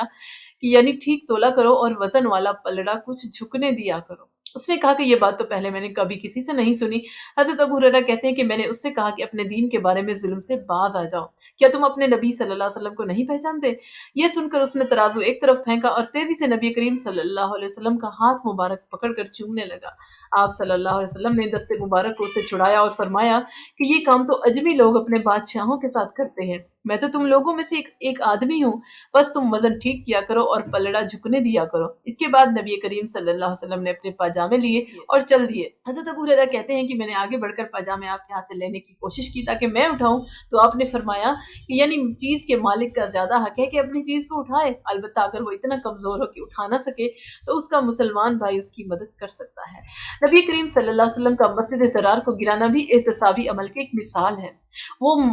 مسجد زرار وہ مسجد تھی جس کو منافقین نے مسجد کے نام پر اپنی فتنہ پردازیوں کے لیے بنایا تھا، اور وہاں وہ فتنے کرتے تھے۔ ایک انصاری صحابی کی زمین میں حضرت سمرہ بن جندب کا درخت کھڑا تھا، اسی زمین میں انصاری صحابی کے اہل خانہ بھی مقیم تھے۔ حضرت سمرہ کے بار بار زمین میں جانے سے زمین کے مالک کو تکلیف ہوتی تھی۔ انہوں نے نبی کریم صلی اللہ علیہ وسلم سے شکایت کی تو آپ نے سمرہ کو حکم دیا کہ یا تو اسے درخت کی قیمت وصول کر لو یا اسے تحفے میں دے دو، مگر وہ کسی بات پر راضی نہ ہوئے۔ اس پر آپ صلی اللہ علیہ وسلم نے زمین والے صحابی کو یہ درخت اکھاڑ پھینکنے کی اجازت دے دی اور سمرہ کو فرمایا کہ یعنی تم ایک ضرر رضاں شخص ہو، یعنی تکلیف دینے والے شخص ہو۔ اسی طرح فتح خیبر کے موقع پر آپ صلی اللہ علیہ وسلم کا وہ برتن توڑ دینے کا حکم فرمانا بھی ہے جن میں گدھوں کا گوشت تھا۔ پھر جب لوگوں نے ان سے گوشت نکال کر پھینک دینے کی اور برتنوں کو دھو کر استعمال کرنے کی اجازت چاہی تو آپ نے اجازت دے دی۔ نبی کریم صلی اللہ علیہ وسلم نے حرم میں شکار کرنے والے کے کپڑے چھین لینے کی اجازت دی ہوئی تھی۔ اسی طرح جماعت کی نماز چھوڑنے والے کو تنبیہ کے سلسلے میں ان کے گھروں کو آگ لگانے کی بات کرنا بھی احتسابی حکمت عملی کا بہترین نمونہ ہے۔ اعمال کا احتساب۔ صدقات کے موصل ابن طیبہ ازدی کے پاس تحائف دے کر آپ صلی اللہ علیہ وسلم نے ان سے باقاعدہ حساب لیا اور اس حیثیت میں تحائف لینے پر ان کی خوب سرزنش کی اور آخرت کا حساب یاد دلایا۔ اسی طرح کے 20 اقدامات تاریخ کی کتابوں میں منقول ہیں جن سے واضح طور پر اس عمل کی اہمیت کا اندازہ ہوتا ہے کہ باقی جہاں تک بطور ادارہ حسبہ کے قیام کا تعلق ہے تو وہ بھی یقیناً انہی مراحل سے گزرا جن سے دوسرے ادارے گزرتے چلے آئے ہیں۔ اب ہم دیکھتے ہیں کہ ادارہ حسبہ کا قیام کیسے ہوا۔ اسلامی ریاست کے ابتدائی عرصے میں تمام انتظامی اختیارات کا محور نبی کریم کی ذات اقدسی تھی۔ کبھی کبھار حسب ضرورت مختلف صحابہ کرام کو بھی ذمہ داریاں سونپی جاتی رہیں یا احکام صادر فرما کر ان کا نفاذ صحابہ کرام کے ذریعے کروایا جاتا رہا، جیسا کہ حضرت عمر فاروق کا مدینہ منورہ کی طرف اور حضرت سعید بن العاص کا مکہ مکرمہ کی طرف بھیجا جانا بعض کتب میں منقول ہے۔ عہد صدیقی میں خلیفہ رسول صلی اللہ علیہ وسلم ان ذمہ داری کو نبھاتے رہے۔ آپ کے مقرر کردہ تمام اعمال اپنے اپنے علاقوں میں روش زندگی کی عمومی نگرانی اور اصلاح کے ذمہ دار ہوتے تھے، اسی لیے مستقل اداروں کی ضرورت محسوس نہیں کی گئی تھی۔ حضرت عمر کا دور خلافت انتظامی امور کی تنظیم اور ترتیب اور مختلف اداروں کے قیام کے حوالے سے انقلابی دور شمار ہوتا ہے۔ آپ نے مملکت اسلامیہ کو 8 بڑے صوبوں میں تقسیم کیا۔ مشرق میں خراسان، آذربائیجان اور فارس کے 3 صوبے اس کے علاوہ ہیں۔ ہر صوبے اور ہر شہر میں آپ نے مختلف محکمے قائم کیے اور ان کے افسر مقرر کیے۔ شروع میں آپ کے عہد خلافت میں کچھ عرصہ تک حسبہ کا شعبہ قضاء کے ماتحت رہا، جن کی ذمہ داریوں میں احتسابی سرگرمیاں باقاعدہ شامل تھیں۔ خود حضرت عمر کا دن رات مدینہ منورہ کے حالات سے باخبر رہنے کے لیے گشت کرنا اور مسلسل اصلاح احوال کرتے رہنا یہ ثابت کرتا ہے کہ آپ محتسب اعلیٰ کی ذمہ داریاں بھی نبھاتے تھے۔ مثال کے طور پر آپ نے بازار کے نرخ برابر رکھنے کی خاطر حضرت حاتب بن ابی بلتہ کو، جو کہ منکا بیچ رہے تھے، فرمایا تھا کہ یا تو اپنا سامان بازار کے مروجہ نرخ کے مطابق بیچو یا پھر ہمارے بازار سے سامان اٹھا لو۔ اسی طرح محمد بن مسلمہ نے جب ضحاک بن خلیفہ کو پانی کی نالی اپنی زمین سے گزارنے کی اجازت نہ دی تو حضرت عمر نے پہلے انہیں سمجھایا کہ تمہارا اس میں نقصان نہیں اور بھائی کا فائدہ ہو جائے گا، مگر جب انہوں نے اصرار کیا تو آپ نے یہ حکم جاری فرمایا کہ اللہ کی قسم وہ اسے ضرور گزارے گا اگرچہ تمہارے پیٹ پر سے گزارنا پڑے۔ حضرت سعد بن ابی وقاص نے جب عام لوگوں سے دور الگ رہنے کے لیے حویلی بنوائی تو حضرت عمر نے حضرت محمد بن مسلمہ کو اسے جلانے کے لیے بھیجا تو انہوں نے جا کر اسے جلا دیا۔ حضرت عمر سے منقول ہے کہ آپ نے روید سقفی کی دکان کو جس میں شراب بیچی جاتی تھی جلانے کا حکم دیا اور اسے فرمایا کہ تو ہدایت یافتہ نہیں بلکہ بد عمل ہو۔ جب آبادی زیادہ اور عرض خلافت وسیع ہو گئی تو آپ نے بازار وغیرہ کی نگرانی کے لیے الگ الگ عمال مقرر کیے۔ ان تقرریوں کو محکمہ حسبہ کی باقاعدہ ابتدا کہا گیا ہے۔ مشہور محدث محمد متقی ہندی نے امام ظاہری کا قول نقل کیا ہے کہ حضرت عمر نے بازار کی نگرانی کے لیے عبداللہ بن عتبہ کو مقرر کیا، پھر انہوں نے اس پر تبصرہ کرتے ہوئے لکھا ہے کہ یہی محکمہ حسبہ کی اصل بنیاد ہے۔ مفسر ابن عاشور حسبہ کی ضرورت اور اس کی تاریخ کے بارے میں لکھتے ہیں کہ چونکہ امر بالمعروف اور نہی عن المنکر کے فریضے کی ادائیگی کے لیے خاص صلاحیت کی ضرورت ہے، کیونکہ اس کا دار و مدار معروف اور منکر کے بارے میں خاص سطح کے علم اور اسی طرح یہ تبدیلی لانے اور لوگوں کو یہ بات سمجھانے کے لیے خاص سطح کی اختیارات کی ضرورت تھی، تو اسی بنا پر مسلم حکام نے منکران پر نظر رکھنے، منکرات پر نظر رکھنے اور انہیں بدلنے کی خاص کیفیات کا تعین کرنے کے لیے ماتحت حکام مقرر کرنے کا فیصلہ کیا اور اس محکمے کا نام حسبہ رکھا۔ حضرت عمر بن خطاب نے اس محکمے کی سربراہ شفا کو مقرر کیا تھا۔ عباسی دور میں اس منصب پر فائز رہنے والے لوگوں میں سے جو سب سے زیادہ مشہور ہوا وہ ابن عائشہ تھا۔ وہ حق کے معاملے میں ایک سخت گیر آدمی تھا۔ مغربی ممالک میں اس محکمے کو ولایت سوق کہا جاتا تھا۔ قرطبہ میں امام ابن قاسم کے شاگرد محمد بن خالد بن مرتنل المعروف اشج اس کے سربراہ رہے۔ بنو حفص کی عہد حکومت میں بھی حسبہ کا محکمہ بہت فعال محکمہ شمار ہوتا تھا۔ کئی ممالک میں حسبہ کو عدلیہ میں ضم کر دیا گیا، جیسا کہ بنو حفص کی حکومت کے بعد تیونس میں ہوا۔ کلکشندی کہتے ہیں کہ سب سے پہلے جس نے حسبہ کا کام کیا اور اپنی خلافت میں درہ استعمال کیا وہ حضرت عمر تھے۔ مصر کی خلافت فاطمیہ میں بعض اوقات حسبہ کا کام پولیس کے حوالے بھی کر دیا جاتا تھا، جیسے کہ اس دور کے سرکاری پروانہ میں منقول ہے۔ حضرت عمر کے دور میں حسبہ کے باب میں اس قدر پیش رفت ہوئی کہ بعد میں مستقل محکمے کے قیام کے لیے اسے بنیاد قرار دے دیا گیا۔ یہ ایک طبعی بات ہے کہ دور فاروقی میں اس پیش رفت کے بعد جب ہمیں عباسی دور میں حسبہ کے نام سے ایک مستقل اور فعال ادارہ نظر آتا ہے تو درمیانی عرصے میں اس کے ارتقائی مراحل ایک تسلسل سے قائم رہے۔ ہر دور سے مثالیں جمع کرنے کی یہاں گنجائش نہیں۔ عباسی دور کے بعد مصر کی فاطمی حکومتوں، ترکوں کی عثمانی خلافت، مسلم اسپین یعنی اندلس کے مختلف ادوار، ایران کی پوری اسلامی تاریخ اور اسلامی ہند میں یہ ادارہ تسلسل سے قائم رہا۔ دور حاضر میں نظام احتساب کی مختلف شکلیں بھی دراصل اسی تاریخ سے وابستہ ہیں۔ ہر ادارے میں اصلاح کی گنجائش تو نکلتی ہی رہتی ہے، مگر یہ کہا جا سکتا ہے کہ اس ادارے نے اصلاح معاشرہ اور تحفظ مفاد عامہ میں جس قدر خدمات انجام دی ہیں وہ اپنی مثال آپ ہے۔ شاید کسی بھی دوسرے ادارے میں اتنی فعالیت کی مثال نہیں ملتی۔ پاکستان میں حسبہ کا قیام کیسے کب ہوا تو یہ ہم دیکھیں گے۔ اب پاکستان میں معاصر طرز کا ادارہ احتساب پہلے سے قائم ہے اور اپنے مقام پر قابل قدر خدمات سر انجام دے رہا ہے۔ چونکہ اس مملکت خداداد کی بنیاد اسلام کے نام پر رکھی گئی تھی، اسی لیے اسے اسلامی فلاحی ریاست بنانے کی کوششیں وقتاً فوقتاً ایک تسلسل سے جاری ہیں۔ اسلام کا فلاحی نظام دینی اور دنیوی دونوں طرح کی فلاح کا ضامن ہے اور اسلام کا نظام حسبہ عملاً اس مقصد کی برآوری کے لیے اہم کردار ادا کر چکا ہے۔ اس کے پیش نظر یہاں ادارہ حسبہ کے قیام کے لیے حکومتی سطح پر جو بنیادی کوششیں ہوئیں ان کو ہم دیکھیں گے۔ آئین پاکستان 1973 کے آرٹیکل 31 کے مطابق ریاست نے یہ ذمہ داری قبول کی ہے کہ پاکستان کے مسلمانوں کو انفرادی اور اجتماعی سطح پر اپنی زندگی اسلام کے بنیادی اقدار اور فکری اساس کے مطابق ڈھالنے کے قابل بنانے کے لیے اقدامات کیے جائیں، اور یہ کہ انہیں ایسی تمام سہولیات بہم پہنچائی جائیں جو قرآن و سنت کی روشنی میں مقصد حیات کا ادراک کرنے میں ممد اور معاون ثابت ہوں۔ دوسرا، اسلامی نظریاتی کونسل نے 1996 میں انگریزی اور 1998 میں اردو میں چھپنے والی رپورٹ میں ادارہ حسبہ کے قیام کی سفارش کی اور اس کے دائرہ کار کے بارے میں تجاویز دی۔ صوبہ سرحد کی حکومت کی طرف سے آئین پاکستان کی مذکورہ آرٹیکل اور کونسل کی سفارشات کو عملی جامہ پہنانے کے لیے 22 مئی 2003 کو حسبہ ایکٹ منظور کیا گیا، جو تاحال بعض تکنیکی وجوہات کی بنا پر نافذ العمل نہیں ہو سکا۔ پاکستانی الیکٹرانک میڈیا کے علاوہ اخبارات اور جرائد میں اس ایکٹ کے حوالے سے کافی مواد شائع ہو چکا ہے، جس سے ہمیں کافی مدد مل سکتی ہے اس بارے میں۔ اگر لوگ عام طور پر معروف پر چلنا چھوڑ دیں اور برائی کا ارتکاب کرنے لگیں تو امر بالمعروف اور نہی عن المنکر کو احتساب کہتے ہیں۔ چنانچہ فرمان الہی ہے وَلْتَكُن مِّنكُمْ أُمَّةٌ يَدْعُونَ إِلَى الْخَيْرِ وَيَأْمُرُونَ بِالْمَعْرُوفِ وَيَنْهَوْنَ عَنِ الْمُنكَرِ۔ تم میں سے کچھ لوگ ایسے تو ضرور ہی ہونے چاہیے جو نیکی کی طرف بلائیں اور بھلائی کا حکم دیں اور برائیوں سے روکتے رہیں۔ امر بالمعروف اور نہی عن المنکر اگرچہ ہر مسلمان کی ذمہ داری ہے، لیکن اپنے طور پر برائے ثواب یہ فرض انجام دینے والے اور سرکار کی طرف سے مقرر کردہ محتسب میں کچھ کاموں میں فرق ہوتا ہے۔ پہلا فرق تو یہ ہے کہ محتسب پر یہ کام فرض متعین یعنی لازمی ذمہ داری کی حیثیت میں لازم ہے، جبکہ عام مسلمانوں کے لیے یہ فرض کفایہ ہے۔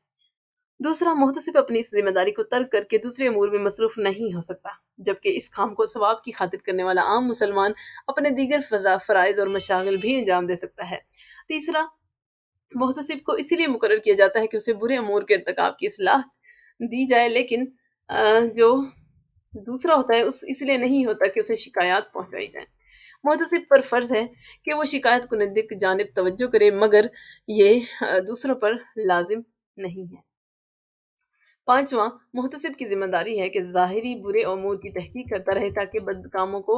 بند کروائے اور نیک کاموں کی پابندی کروائے، جبکہ دوسروں پر یہ لازم نہیں ہے۔ محتسب لوگوں کو بری باتوں سے روکنے کے لیے اعوان طلب کر سکتا ہے تاکہ وہ زیادہ قوت اور قدرت سے برائیوں کی روک تھام کر سکے، مگر عام لوگ اپنے لیے مددگار طلب نہیں کر سکتے۔ ساتواں، محتسب کھلی برائی کے ارتکاب پر تعزیری سزا بھی دے سکتا ہے بشرطے کہ وہ سزا حدود کے دائرے میں داخل نہ ہو۔ آٹھواں، محتسب کو اس کے فرائض کی انجام دہی کی تنخواہ بیت المال سے ملے گی، لیکن عام مسلمان کو اس کام کا معاوضہ لینا درست نہیں ہے۔ نواں، جن کاموں کا تعلق شریعت سے نہیں ہے بلکہ رواج سے ہے، ان میں مجتہد اپنی رائے اور اجتہاد سے فیصلہ کر سکتا ہے۔ مثلاً بازاروں میں بیٹھنے کے مقامات اور چھجے کہ محتسب اگر مناسب سمجھے تو انہیں باقی رکھے اور ورنہ روک دے، اور دوسرے لوگوں کو یہ اختیار نہیں ہے۔ ان کے علاوہ ان سب باتوں سے معلوم ہوا کہ اگرچہ عام لوگ جو ہوتے ہیں وہ امر بالمعروف اور نہی عن المنکر کر سکتے ہیں، مگر اس میں اور محتسب میں بڑا فرق ہے۔ اس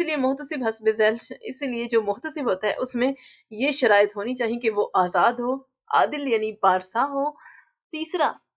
صاحب رائے ہو، قوت ارادی کا مالک ہو، اور دین کے معاملے میں سخت اور عام منکرات سے بخوبی واقف ہو۔ مسلک شافعی کے فقہا کا اس امر میں اختلاف ہے کہ جن امور کا فقہا کے نزدیک منکر ہونا اختلافی ہے، ان میں محتسب جو ہے اجتہاد سے کام لے یا نہیں۔ چنانچہ ابو سعید استغری فرماتے ہیں کہ محتسب اجتہاد رائے سے کام لے۔ اس قول کے مطابق ضروری ہے کہ محتسب مجتہد بھی ہو تاکہ اختلافی امور میں اجتہاد کر سکے، اور دوسری رائے یہ ہے کہ اختلافی امور میں محتسب اجتہاد سے کام نہ لے، اور اس کے لیے اس کا مجتہد ہونا شرط نہیں ہے، اور غیر مجتہد کا متفق علیہ منکرات سے واقف ہونے کی صورت میں محتسب ہو سکتا ہے۔ اب ہم دیکھیں گے محکمہ احتساب کی خصوصیات کیا ہیں۔ احتساب جو محکمہ قضا اور محکمہ مظالم کے درمیان کا ایک محکمہ ہے۔ محکمہ احتساب دو امور محکمہ قضا کے برابر، دو میں ان سے زائد اور دو میں اس سے کم ہے۔ جن امور میں برابر ہے ان میں سے ایک تو یہ ہے کہ لوگوں کے حقوق میں سے تین قسم کے دعوے محتسب کے یہاں کیے جا سکتے ہیں، اور محتسب ان کی سماعت کر سکتا ہے۔ پہلا، ناپ تول کی کمی کا دعویٰ، دوسرا فروخت شدہ شے یا اس کی قیمت میں ملاوٹ اور کھسوٹ کا دعویٰ اور کھوٹ کا دعویٰ، اور تیسرا باوجود قدرت کے قرض ادا نہ کرنے اور اس کو ٹالنے کا دعویٰ۔ یہ تین قسم کے دعوے ایسے ہیں کہ جن کا تعلق ظاہری برائیوں سے ہے، اور محتسب کا فرض منصبی بھی یہی ہے کہ وہ دینداری کی باتیں جاری کرے اور بری باتوں کا استحصال کرے، بلکہ حسب ضرورت پولیس سے بھی مدد لے۔ بہرحال محتسب ان تینوں قسم کے دعووں کی سماعت کر کے ان کے بارے میں فیصلہ دے، مگر ان کے علاوہ امور میں اسے سماعت کرنے اور فیصلہ دینے کا اختیار نہیں ہے۔ دوسرا امر جس میں محکمہ احتساب محکمہ قضا کے برابر ہے، وہ یہ ہے کہ محتسب مدعا علیہ کو واجب شدہ حق سے عہدہ برا ہونے پر مجبور کرے، مگر ایسا کرنے کا انہیں تین امور میں مجاز ہے جن کے وہ دعوی کی سماعت کرانے کا اسے حق ہے۔ اعتراف و اقرار کے بعد بلا تاخیر صاحب حق کو اس کا حق حوالے کر دینا چاہیے، کیونکہ حق کی ادائیگی میں تاخیر بھی منکر ہے جس کے ازالے کے لیے محتسب مامور ہے۔ اور جن دو امور میں محکمہ احتساب محکمہ قضا سے کم ہے، ان میں سے ایک یہ ہے کہ محتسب کو عام دعووں کی سماعت کا حق نہیں ہے، اس لیے عام معاہدوں، معاملوں اور حقوق اور مطالبوں کے دعوے اس کے پاس دائر نہیں کیے جائیں گے، اور ان معاملات میں جو ظاہری طور پر منکر نہ ہو وہ ایک درہم کے دعوے کا بھی فیصلہ نہیں کر سکتا۔ البتہ اگر کسی محتسب کو علاوہ احتساب کے یہ فرائض بھی سپرد کیے جائیں تو گویا وہ احتساب اور قضا کے دونوں عہدوں کا حامل ہوگا، اور اس صورت میں ضروری ہے کہ وہ مجتہد ہو، اور اگر وہ صرف محتسب مقرر کیا گیا ہو تو باقی تمام مقدمات کے فیصلوں کا تعلق قاضیوں اور حکام سے ہوگا۔ دوسرے یہ کہ محکمہ احتساب کی کارروائی صرف ان امور میں نافذ ہوتی ہے جن کا مجرم اعتراف کرے، لیکن جن امور میں طرفین مدعی اور مدعا علیہ انکار کریں ان میں محتسب مداخلت نہیں کر سکتا، کیونکہ اس مقدمے کا فیصلہ بینہ کی سماعت اور حلف دینے پر موقوف ہے جو محکمہ قضا سے متعلق ہے۔ اور دو امور میں محکمہ احتساب محکمہ قضا سے زیادہ ہے کہ محتسب خود تلاش و تجسس سے ایسے مقدمات پکڑ سکتا ہے جن کا تعلق امر بالمعروف اور نہی عن المنکر سے ہو، اور یہ ضروری نہیں ہے کہ کوئی مدعی آ کر دعویٰ کرے، جبکہ قاضی جب تک کوئی دعوے دار نہ ہو ایسا نہیں کر سکتا، مگر بلکہ قاضی کا اس قسم کا اقدام ناانصافی اور اپنے اختیارات سے تجاوز ہے۔ دوسری بات یہ ہے کہ محتسب اپنے فرض منصبی کو انجام دینے اور برائی کو مٹانے میں سلطنت کے دباؤ اور سختی کو کام میں لا سکتا ہے، اور وہ اس اقدام پر ظالم اور جابر متصور نہیں ہوگا، جبکہ قاضی کا منصب عدل اور انصاف کا ہے اور اس کا کام میں تحمل اور وقار کی ضرورت ہے، اس لیے قاضی کو اس طرح کی قوت کا استعمال جو ہے وہ ناانصافی میں شمار ہوگا۔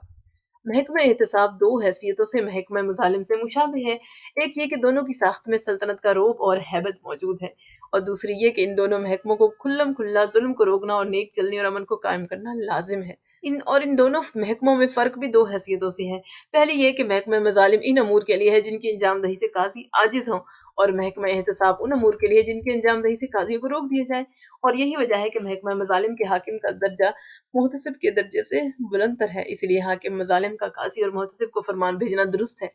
اور قاضی حاکم مظالم کو فرمان نہیں بھیج سکتا لیکن محتسب کو بھیج سکتا ہے، جبکہ محتسب ان دونوں میں سے کسی کو نہیں بھیج سکتا۔ اب ہم دیکھتے ہیں حقوق اللہ کا احتساب اور قضا اور مظالم کی وضع اور فرق کو سمجھنے کے بعد ہمیں یہ جان لینا چاہیے کہ احتساب کی دو فصلیں ہیں، ایک امر بالمعروف اور نہی عن المنکر۔ امر بالمعروف کی تین قسمیں ہیں، ایک حقوق اللہ سے متعلق اور دوسرے حقوق العباد سے متعلق اور تیسرا ان دونوں کے درمیان مشترک۔ اب حقوق اللہ کی دو قسمیں ہیں، ایک یہ کہ امر بالمعروف کا ان افراد کے لیے نہ ہو بلکہ جماعت کے لیے ہو،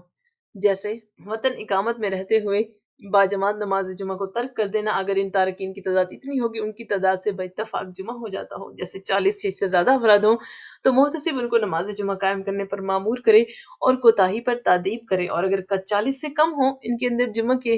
انعقاد میں اختلاف ہو تو اس کی بھی 4 صورتیں ہیں۔ ایک یہ کہ اتنی تعداد ہو جن کا محتسب اور ان لوگوں کے مسلک کے لحاظ سے جمعہ منعقد ہو جاتا ہو، تو اس صورت میں محتسب انہیں جمعہ منعقد کرنے کا حکم دے اور ان لوگوں پر اس حکم کی تعمیل لازمی ہے، اور کوتاہی کرنے والے کو سزا دی جائے گی جو اس سزا سے کم ہو جو ایسے فرض کے ترک پر دی جاتی ہے جس پر اجماع ہو۔ دوسری صورت یہ ہے کہ محتسب کی اور لوگوں کی رائے یہ ہو کہ اتنی تعداد کے لوگوں سے جمعہ منعقد نہیں ہوتا، تو اس صورت میں محتسب کو ان لوگوں کو جمعہ منعقد کرنے کا حکم نہیں دینا چاہیے، بلکہ اگر وہ منعقد کر رہے ہوں تو وہ انہیں منع بھی کر سکتا ہے۔ تیسری صورت یہ ہے کہ لوگوں کے اعتقاد کے مطابق ان کی تعداد انعقاد جمعہ کے لیے کافی ہو، مگر محتسب کے نزدیک یہ تعداد کافی نہ ہو، تو اس صورت میں محتسب ان سے کوئی تعرض نہ کرے، نہ ہی انہیں انعقاد جمعہ کا حکم دے اور نہ ہی انہیں منع کرے۔ چوتھی صورت یہ ہے کہ محتسب کے اعتقاد کے مطابق ان لوگوں کی تعداد جمعہ کے لیے کافی ہو اور لوگوں کے مسلک کے مطابق انعقاد ضروری ہو، تو اس صورت میں چونکہ ابتداد زمانہ اور افراد کی کمی بیشی ہوتے رہنے سے جمعہ کا مستقل ترک لازم آتا ہے، تو کیا محتسب اس صورت میں جمعہ کے انعقاد کے لیے مامور کر سکتا ہے یا نہیں؟ تو اس بارے میں مسلک شافعی کے فقہا کے دو اقوال ہیں۔ ایک قول تو یہ ہے جو ابو سعید استغری کے قول کے مطابق ہے کہ مصلحت کے تحت جمعہ کے انعقاد کا حکم دے سکتا ہے تاکہ کہیں یہ نہ ہو کہ کسی وقت کثرت تعداد کے باوجود بھی لوگ جمعہ ساکت ہی سمجھے۔ چنانچہ روایت ہے کہ بصرہ اور کوفہ کی مسجدوں میں لوگ نماز پڑھتے تو سجدے سے اٹھ کر پیشانی سے مٹی صاف کرتے۔ اس پر زیادہ نے مسجد کا فرش پختہ کرا دیا کہ کہیں آئندہ بچے یہ عمل دیکھتے ہوئے جوان ہو تو وہ یہی سمجھنے لگے کہ یہ پیشانی پوچھنا بھی کوئی مسنون عمل ہے۔ اور دوسرا قول یہ ہے کہ ان سے کوئی تعرض نہ کرے کیونکہ محتسب کو لوگوں کو اپنے مسلک اور اعتقاد کے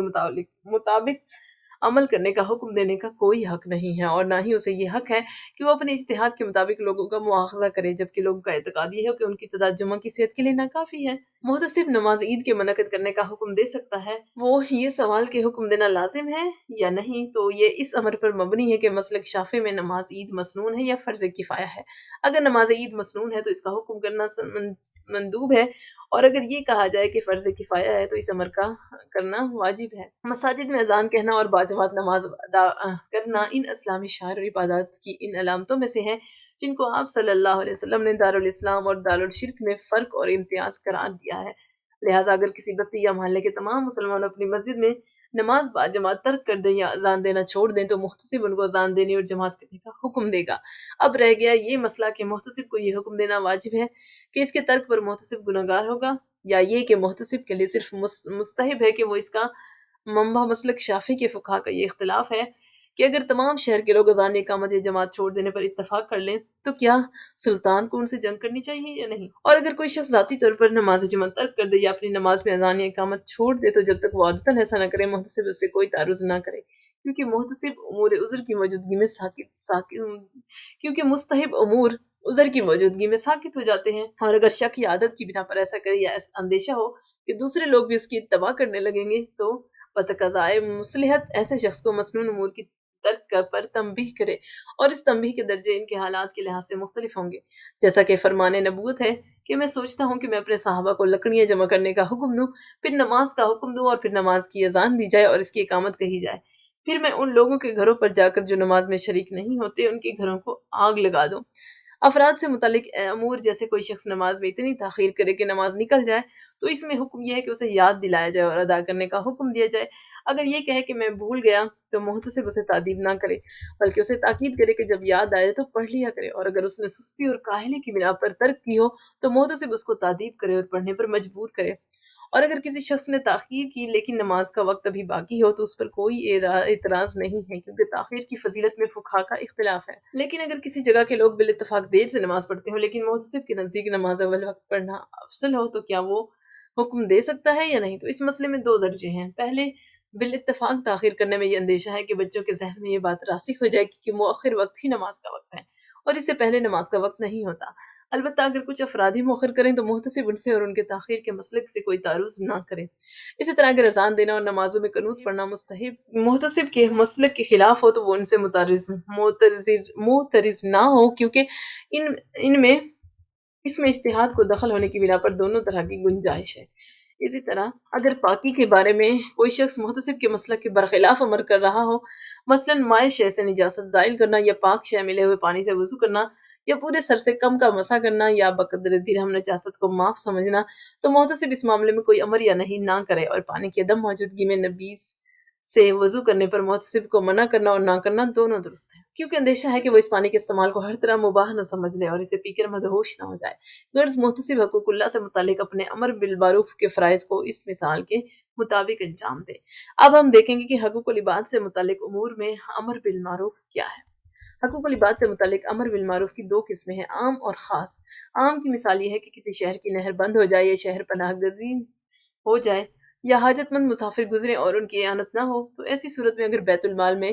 مال موجود ہو تو اس کی خرچ کرنے سے مسلمانوں کو نقصان نہ ہو، تو اس رویے سے شہر کی اصلاح اور شہر پناہ کی تعمیر اور مسلمانوں اور مسافروں کی حاجت روائی کا حکم دیا جائے، کیونکہ یہ حقوق بہرحال بیت المال پر لازم ہے۔ یہی حکم اس صورت میں ہے کہ جب کوئی مسجد گر جائے، جامع مسجد منہدم ہو جائے اور بیت المال میں سرمایہ نہ ہو، تو ان تمام امور کا اہتمام عام اہل وسعت پر عائد ہوتا ہے، کہ کسی ایک شخص کے ذمہ نہیں ہے۔ چنانچہ اگر یہ لوگ اس فرض کو انجام دیں تو محتسب سے فریضہ امر ساقط ہو جائے گا۔ اس کے ساتھ ان لوگوں سے مسافروں کی اعانت اور منہدم شدہ عمارتوں کی تعمیر کے لیے اجازت حاصل کرنے کی بھی ضرورت نہیں ہے، لیکن جس پرانی اور شکستہ عمارت کا تعلق عام اہل شہر سے ہو، جیسے شہر پناہ یا جامع مسجد، تو حاکم کی اجازت کے بغیر نہیں کر سکتے، اور اس بارے میں صرف محتسب کی اجازت کافی نہیں ہے۔ مگر عام محلوں کی مساجد کی تعمیر کے لیے حاکم کی اجازت لازمی نہیں ہے۔ محتسب ان مسجدوں کی تعمیر پر لوگوں کو مجبور کر سکتا ہے جو منہدم ہو گئی ہوں، لیکن نئی مساجد کی تعمیر پر انہیں مجبور نہیں کر سکتا۔ اگر قدرت رکھنے والے لوگ ان منہدم شدہ یا مرمت طلب عمارتوں کو نہ بنائیں، لیکن پھر بھی شہر میں رہنا ممکن ہو اور پانی گرچہ کم ہو لیکن ضرورت پوری ہو جاتی ہو، تو ان کو ان کے حال پر چھوڑ دیا جائے، اور اگر پانی ان کے نہ ہونے اور شہر پناہ کے ٹوٹنے سے وہاں قیام ممکن نہ رہے اور سرحدی جگہ ہو کہ اس کے چھوڑ دینے سے دارالاسلام کو نقصان پہنچنے کا اندیشہ ہو، تو حاکم کے لیے اس کو معطل چھوڑ دینا درست نہیں ہے، بلکہ اس کا انتظام تمام ذی وسعت مسلمانوں پر عائد ہوگا، اور محتسب کا کام یہ ہے کہ وہ سلطان کو اطلاع دے اور اصحاب مقدرت کو اس کے انتظام اور اصلاح کی ترغیب دے۔ لیکن اگر یہ ایسا سرحدی شہر نہ ہو جس کے خالی ہو جانے سے مسلمانوں کو کوئی اندیشہ ہو، تو اس صورت میں محتسب کو یہ اختیار نہیں ہے کہ وہ لوگوں کو اس کی اصلاح پر مجبور کرے، کیونکہ یہ سلطان کی ذمہ داری ہے۔ اگر سلطان کے پاس سرمایہ نہ ہو تو محتسب باشندوں کو اختیار دے کہ یا تو تم کہیں اور منتقل ہو جاؤ یا اصلاح و مرمت کا بار اٹھاؤ تاکہ یہاں ہمیشہ رہ سکو۔ اگر وہ اس دوسری صورت آمادہ ہوں تو ان سب سے امدادی روپیہ جو کچھ وہ اب اب اس لیے دیں اور زبردستی کسی سے کچھ نہ لے، بلکہ اعلان کرا دے کہ لوگ جس قدر بسہولت دے سکیں وہ دے دیں، اور جو لوگ نہ دے سکیں وہ کام سے اعانت کریں۔ پھر محتسب ہر جماعت پر ایک ضامن مقرر کر دے تاکہ جس جماعت نے جو ذمہ داری لی ہے اس کو پوری کرائے، لیکن خاص معاملات میں ایسی ضمانت کی ضرورت نہیں ہے، کیونکہ مصالح عامہ کے حکم میں وسعت ہے، لہٰذا اس کے ضمن میں بھی وسعت ہے۔ اس کے بعد محتسب سلطان سے اجازت لے تاکہ وہ کوئی ایسی کارروائی نہ کرے جو اس کے دائرہ اختیار سے متجاوز ہو، کیونکہ در حقیقت یہ ذمہ داری اس کے فریضہ احتساب سے علیحدہ ہے، اور اگر محتسب کے لیے حصول اجازت دشوار ہو یا اجازت ملنے تک خطرہ بڑھ جانے کا اندیشہ ہو تو بلا اجازت ہی کام کا آغاز کرا سکتا ہے۔ خاص حقوق سے مراد ایک دوسرے کے انفرادی حقوق اور قرض ہیں۔ اگر کوئی شخص ادائیگی میں تاخیر کرے تو محتسب حکم دے کر دلوائے، بشرطے کہ صاحب حق مطالبہ کرنے اور صاحب ذمہ میں قدرت ہو، لیکن اسے قید کرنے کی اجازت نہیں ہے، کیونکہ قید کرنا حکم ہے اور محتسب اس کا مجاز نہیں ہے، البتہ اس کو کہتا سنتا رہے۔ رشتہ داروں کی خرچوں کی ادائیگی پر محتسب کو مواخذہ نہیں کرنا چاہیے، اس لیے کہ ان کے بارے میں اجتہاد شرعی سے یہ معلوم کرنا ہوتا ہے کہ کس کے لیے واجب اور لازم ہے، لیکن اگر حاکم نے ان کی مقداریں پہلے سے ہی متعین کر رکھی ہوں تو پھر محتسب مواخذہ کر سکتا ہے، اور یہی صورت کفایت واجبہ یعنی چھوٹے بچوں کی کفالت میں ہے کہ محتسب حاکم کے حکم کے بغیر کوئی تعرض نہ کرے اور حکم کے بعد شرائط کے لحاظ سے التزام کرے اور وصیتوں اور امانتوں کے قبول کرنے پر کسی کو مجبور نہ کرے۔ ہاں، سب کو عام طور پر تعاون اور پرہیزگاری کا حکم دے اور اسی مذکورہ تفصیلات کے مطابق باقی حقوق و لباس سے متعلق امر بالمعروف کے احکام کو قیاس کرنا چاہیے۔ اب ہم دیکھتے ہیں مشترکہ حقوق کا احتساب۔ جو امر بالمعروف حقوق اللہ اور حقوق العباد میں مشترک ہیں، اس کی مثال یہ ہے کہ اگر بیوہ عورتیں نکاح کی طالب ہوں تو محتسب ان کے اولیاء کو حکم دے کہ وہ کفو میں ان کی شادیاں کریں۔ ایسے ہی جن عورتوں پر عدت واجب ہو ان سے عدت کے احکام کی پابندی کرائے، اور جو عورت ان احکام کی پابندی سے گریز کرے اسے سرزنش کرے، لیکن اگر عورتوں کے ولی ان کے نکاح کرانے کی ذمہ داری کو پورا نہ کرے تو انہیں سرزنش نہیں کر سکتا۔ جو شخص اپنے بچے کے نسب سے انکار کرے تو للخراج کے حکم کے مطابق اس سے بزور باپ ہونے کی ذمہ داری پوری کرائے اور نسب سے انکار پر تادیبی سزا دے۔ غلاموں اور بانیوں پر زیادتی کی صورت میں ان کے آقاؤں سے مواخذہ کرے اور انہیں ہدایت کرے کہ وہ ان سے ان کی طاقت سے زیادہ کام نہ لیں، جانوروں کو پوری خوراک نہ دینے اور ان سے زیادہ کام لینے پر بھی تنبیہ کی جائے۔ جس شخص کو پڑی ہوئی شے ملے اس کو ہدایت کرے کہ وہ اس کی کفالت کے حقوق پورے کرے، ورنہ کسی ایسے شخص کے حوالے کر دے جو ان حقوق کو پورا کرے۔ اسی طرح اگر کسی کو کوئی گمشدہ جانور ملا ہو تو اس کی ذمہ داری اٹھائے، اور اگر جانور اس کی کوتاہی سے ہلاک ہو جائے تو وہ اس کا ضامن ہوگا، لیکن اس کے ضائع ہو جانے پر اس کا اٹھانے والا ضامن نہیں ہے۔ اسی طرح گمشدہ جانور کسی اور کو دے دے تو ضامن ہوگا، لیکن اگر کسی اور کو دے دینے سے ضامن نہیں ہوگا۔ باقی مشترکہ امور کے عمل بالمعروف کو اسی بیان پر قیاس کیا جا سکتا ہے۔ اب ہم دیکھتے ہیں ممنوعات کی قسمیں اور ان کا احتساب۔ نہی عن المنکرات کی 3 قسمیں ہیں: حقوق اللہ سے متعلق، حقوق العباد سے متعلق اور دونوں حقوق کے درمیان مشترک۔ بعد ازاں حقوق اللہ سے متعلق نہی عن المنکر کی 3 قسمیں ہیں: عبادات سے متعلق، ممنوعات سے متعلق اور معاملات سے متعلق۔ عبادات سے متعلق نہی عن المنکر کی صورت یہ ہے کہ مثلا کوئی شخص عبادت کے کسی طریقے یا کسی طرز ادا یا اس کے مسنون آداب میں تبدیلی کر لے، جیسے کوئی جبری نماز کو آہستہ یا سوری نماز کو بآواز پڑھنے لگے، یا نماز میں اور اذان سے پہلے اور بعد میں غیر مسنون دعاؤں یا الفاظ کا اضافہ کر دے، تو محتسب کو چاہیے کہ اگر یہ روش کسی قابل تقلید امام کا مسلک نہیں ہے تو اس کے مرتکب کو باز رکھے، اور اگر وہ باز نہ آئے تو اسے سزا دے۔ اسی طرح اگر کوئی شخص بدن، کپڑوں اور نماز کی جگہ کو اچھی طرح پاک نہ کرے اور بالتحقیق اس کو معلوم ہو تو وہ اس کو اس سے روکے اور محض کسی کی شبہ ظاہر کر دینے یا بدگمانی کرنے پر مواخذہ نہ کرے۔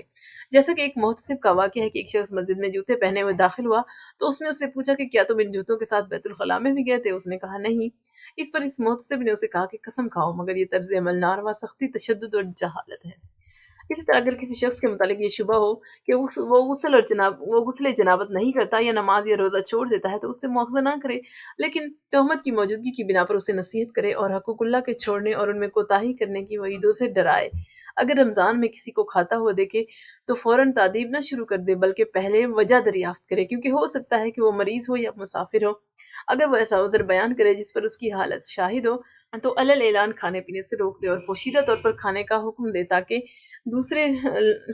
تاکہ تعذیب سے محفوظ رہے، اور اس کے قول میں شک ہو تو بھی قسم نہ لے بلکہ اسے اس کے ایمان پر چھوڑ دے، اور اگر کوئی عذر بیان نہ کر سکے تو اسے خوب ڈانٹے اور عبرتناک سزا دے، اور اگر اس کے عذر سے محتسب واقف ہو تو بھی علل اعلان کھانے پینے سے روک دے تاکہ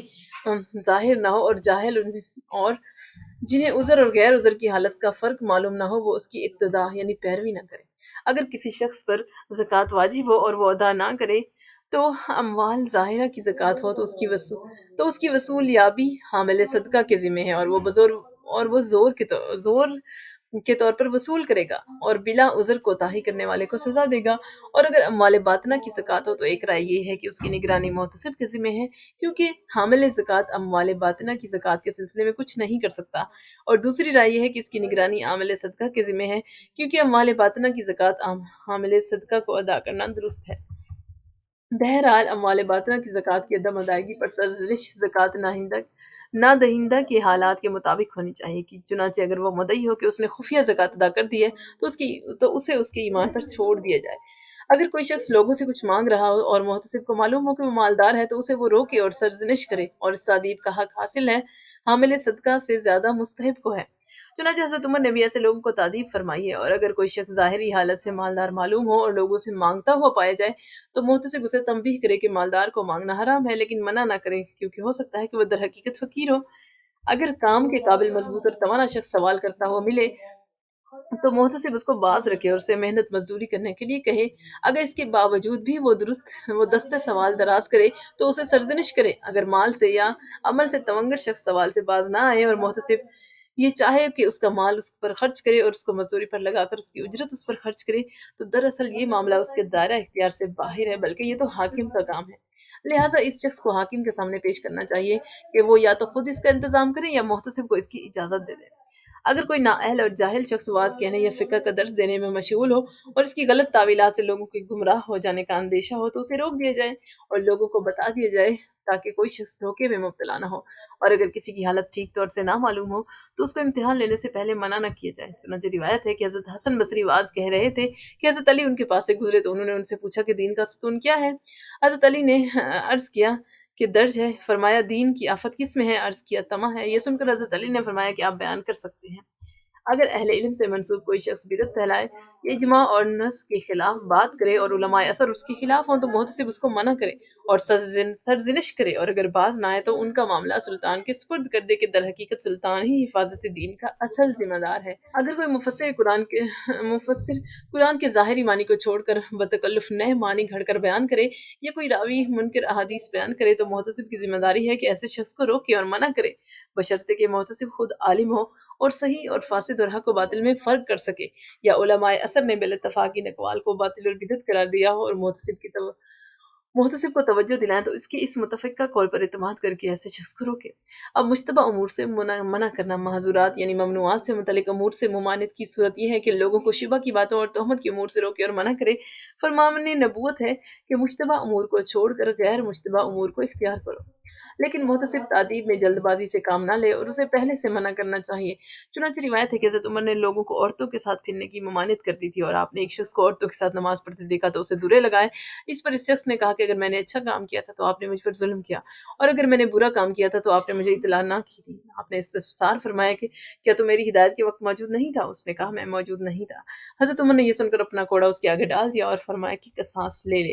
اس نے کہا کہ آج نہیں لیتا۔ آپ نے فرمایا اچھا معاف کر دے۔ اس نے کہا میں معاف بھی نہیں کرتا۔ اس کے بعد وہ دونوں جدا ہو گئے۔ اگلے روز وہ شخص پھر ملا تو حضرت عمر کے چہرے کا رنگ بدل گیا۔ اس نے کہا کہ امیر المومنین شاید آپ میری بات سے ناراض ہیں۔ آپ نے فرمایا ہاں۔ اس نے کہا کہ میں خدا کو گواہ بنا کر کہتا ہوں کہ میں نے آپ کو معاف کیا۔ اگر کسی شخص کو ایسے راستے میں کسی عورت کے ساتھ کھڑا دیکھے جس میں لوگوں کی آمد و رفت ہو اور کوئی شک پیدا نہ ہو تو سرزنش اور تنبیہ نہ کریں، کیونکہ بہرحال آمد و رفت والے راستے پر گزرے بغیر کوئی چارہ کار نہیں ہے۔ اور اگر مرد عورت کو خالی راستے میں دیکھے تو چونکہ راستے کی خالی ہونے سے شبہ پیدا ہوتا ہے، اس لیے ان کو روکے، مگر تعدیب میں جلدی نہ کرے۔ ممکن ہے کہ وہ عورت اس کی محرم ہو، بلکہ محتسب اس کو ان الفاظ میں تنبیہ کرے کہ اگر یہ عورت تیری محرم ہے تو اس کو جائے تہمت سے بچا، اور اگر اجنبی ہے تو اللہ سے ڈر، مبادہ تو معصیت میں مبتلا نہ ہو جائے۔ بہرحال صورتحال کے مد نظر سرزنش میں کمی بیشی کرے۔ ابن عائشہ کا ایک واقعہ ہے۔ ابو اظہر بیان کرتے ہیں کہ ابن عائشہ نے ایک شخص کو راستے میں ایک عورت سے باتیں کرتے دیکھ کر کہا کہ اگر یہ تیری محرم ہے تو بڑی شرم کی بات ہے کہ تو سب کے سامنے اس سے باتیں کر رہا ہے، اور اگر محرم نہیں ہے تو اور بری بات ہے۔ یہ کہہ کر آپ چلے گئے اور لوگوں میں بیٹھ کر باتیں کرنے لگے کہ آپ کی گود میں یہ روکا آن گرا کہ تم نے جس عورت سے صبح مجھے باتیں کرتے دیکھا تھا وہ پیغمبر تھی، اس نے مجھے ایسا خط دیا جس کے لیے میری جان جا رہی تھی، اور وہ خط میری محبوبہ کی جانب سے تھا، جس کی گاہیں غلط نے، جس کی کملی پتر ازسرین ہے، جو جوش جوانی میں کمان بن کر بغیر تیر شکار کرتی ہے۔ اگر تم ذرا ٹھہر کر ہماری بات سن لیتے تو میری جس بات کو تم نے برا سمجھا وہ تم کو ایک اچھی بات معلوم ہوتی۔ ابن عائشہ نے اسے پڑھا اور دوسرے پر ابو نواس لکھا دیکھا۔ اس پر ابن عائشہ نے کہا کہ میں نے ابو نواس سے کیوں تعارض کیا؟ بہرحال اس کا اسی قدر منع کرنا کافی ہے، لیکن محتسب جو اسی کام کے لیے مامور ہوتا ہے اس کے لیے تحقیق اور تفتیش ضروری ہے۔ ابو نواس کے مذکورہ اشعار سے اگرچہ وضاحت کے ساتھ فسق و فجور کی بات معلوم نہیں ہوتی، کیونکہ ممکن ہے کہ جس کا ذکر اشعار میں ہو وہ اس کی محرم ہو، لیکن طرز بیان اور شواہد حال فجور پر دال ہے، اور ابو نواس جیسے شاعر کا یہ کلام منکر ہی ہے، اگرچہ دوسرے کسی شاعر کا ایسا کلام منکر نہ ہو۔ بہرحال محتسب ایسے منکرات کو دیکھ کر تامل اور تفتیش سے کام لے اور حالات کا پوری طرح جائزہ لے اور اس سے پہلے تعرض نہ کرے۔ حضرت عمر کا ایک واقعہ ہے، جیسے ابن ابی زناد نے ہشام بن عروہ سے روایت کیا ہے کہ ایک مرتبہ حضرت عمر بن خطاب طواف کر رہے تھے۔ آپ نے ایک شخص کو دیکھا جو ایک خوبصورت عورت کو اپنے کاندھوں پر چڑھائے طواف کر رہا ہے اور یہ اشعار پڑھ رہا ہے کہ میں اس کا سدھایا ہوا اونٹ ہوں اور میں اس کا فرما بردار ہوں اور ہر جگہ سے بے تکلف لے جاتا ہوں، اور اس ڈر سے کہ کہیں یہ گر نہ پڑے اپنے شانوں پر اس کا وزن سنبھال کر رکھتا ہوں، اور اپنی اس خدمت پر مجھے بڑے صلے کی امید ہے۔ حضرت عمر نے اس سے پوچھا کہ یہ بندہ خدا کون ہے جسے تو نے اپنا حج بخش دیا ہے؟ اس نے کہا کہ امیر المومنین یہ میری بیوی ہے جس کا دماغ درست نہیں ہے، آپ نے فرمایا اسے طلاق کیوں نہیں دے دیتا؟ اس نے عرض کی کہ یہ خوبصورت بھی ہے اور میرے بچوں کی ماں بھی ہے، اس لیے جدائی ممکن نہیں ہے۔ اس پر آپ نے فرمایا کہ اچھا تیری مرضی۔ آپ نے تفتیش اور تحقیق کی حال سے پہلے اسے کچھ نہیں کہا، بلکہ جب اس کی حالت کا علم ہو گیا تو آپ نے اس کے ساتھ نرمی برتی۔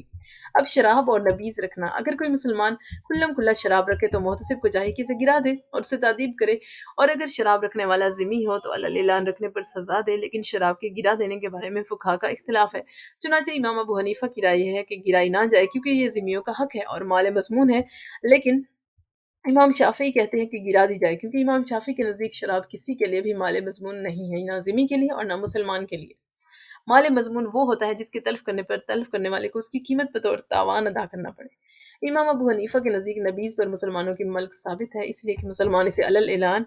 رکھ سکتا ہے، اس کے لیے اس کا گرانا ممنوع ہے، البتہ محتسب اس کے اظہار پر تعدیب کر سکتا ہے۔ اور امام شافعی کے نزدیک نبیذ بھی شراب کی طرح مال نہیں ہے اور محتسب اسے گرا دے تو اس پر تاوان لازم نہیں آئے گا، لہٰذا وہ حالات کے پیش نظر اظہار پر ممانعت کرے اور شراب بنانے کے واسطے ہو تو زجر کرے، اور جب تک اہل اجتہاد حاکم گرانے کا حکم نہ دے نہ گرائے، تاکہ مراقیہ کیا جائے تو اسے ضامن نہ بننا پڑے۔ اگر کوئی ذمی نشہ کی حالت میں بکواس کرتا ہوا باہر پھرے تو محتسب اس کی بے احتیاطی پر تعزیری سزا دے، مگر ایسی سزا نہ دے جو حدود کے دائرے میں داخل ہو جائے۔ حرام باجے علی اعلان بجانے پر محتسب ان آلات موسیقی کو اس قدر توڑ ڈالے کہ وہ دوبارہ کام نہ آ سکیں، اور بجانے والے کو تادیبی سزا دے، اور اگر اس کی لکڑی بجانے سے کسی اور کام آ سکتی ہو تو لکڑی کو کسی اور کام لگائے اور نہ توڑے۔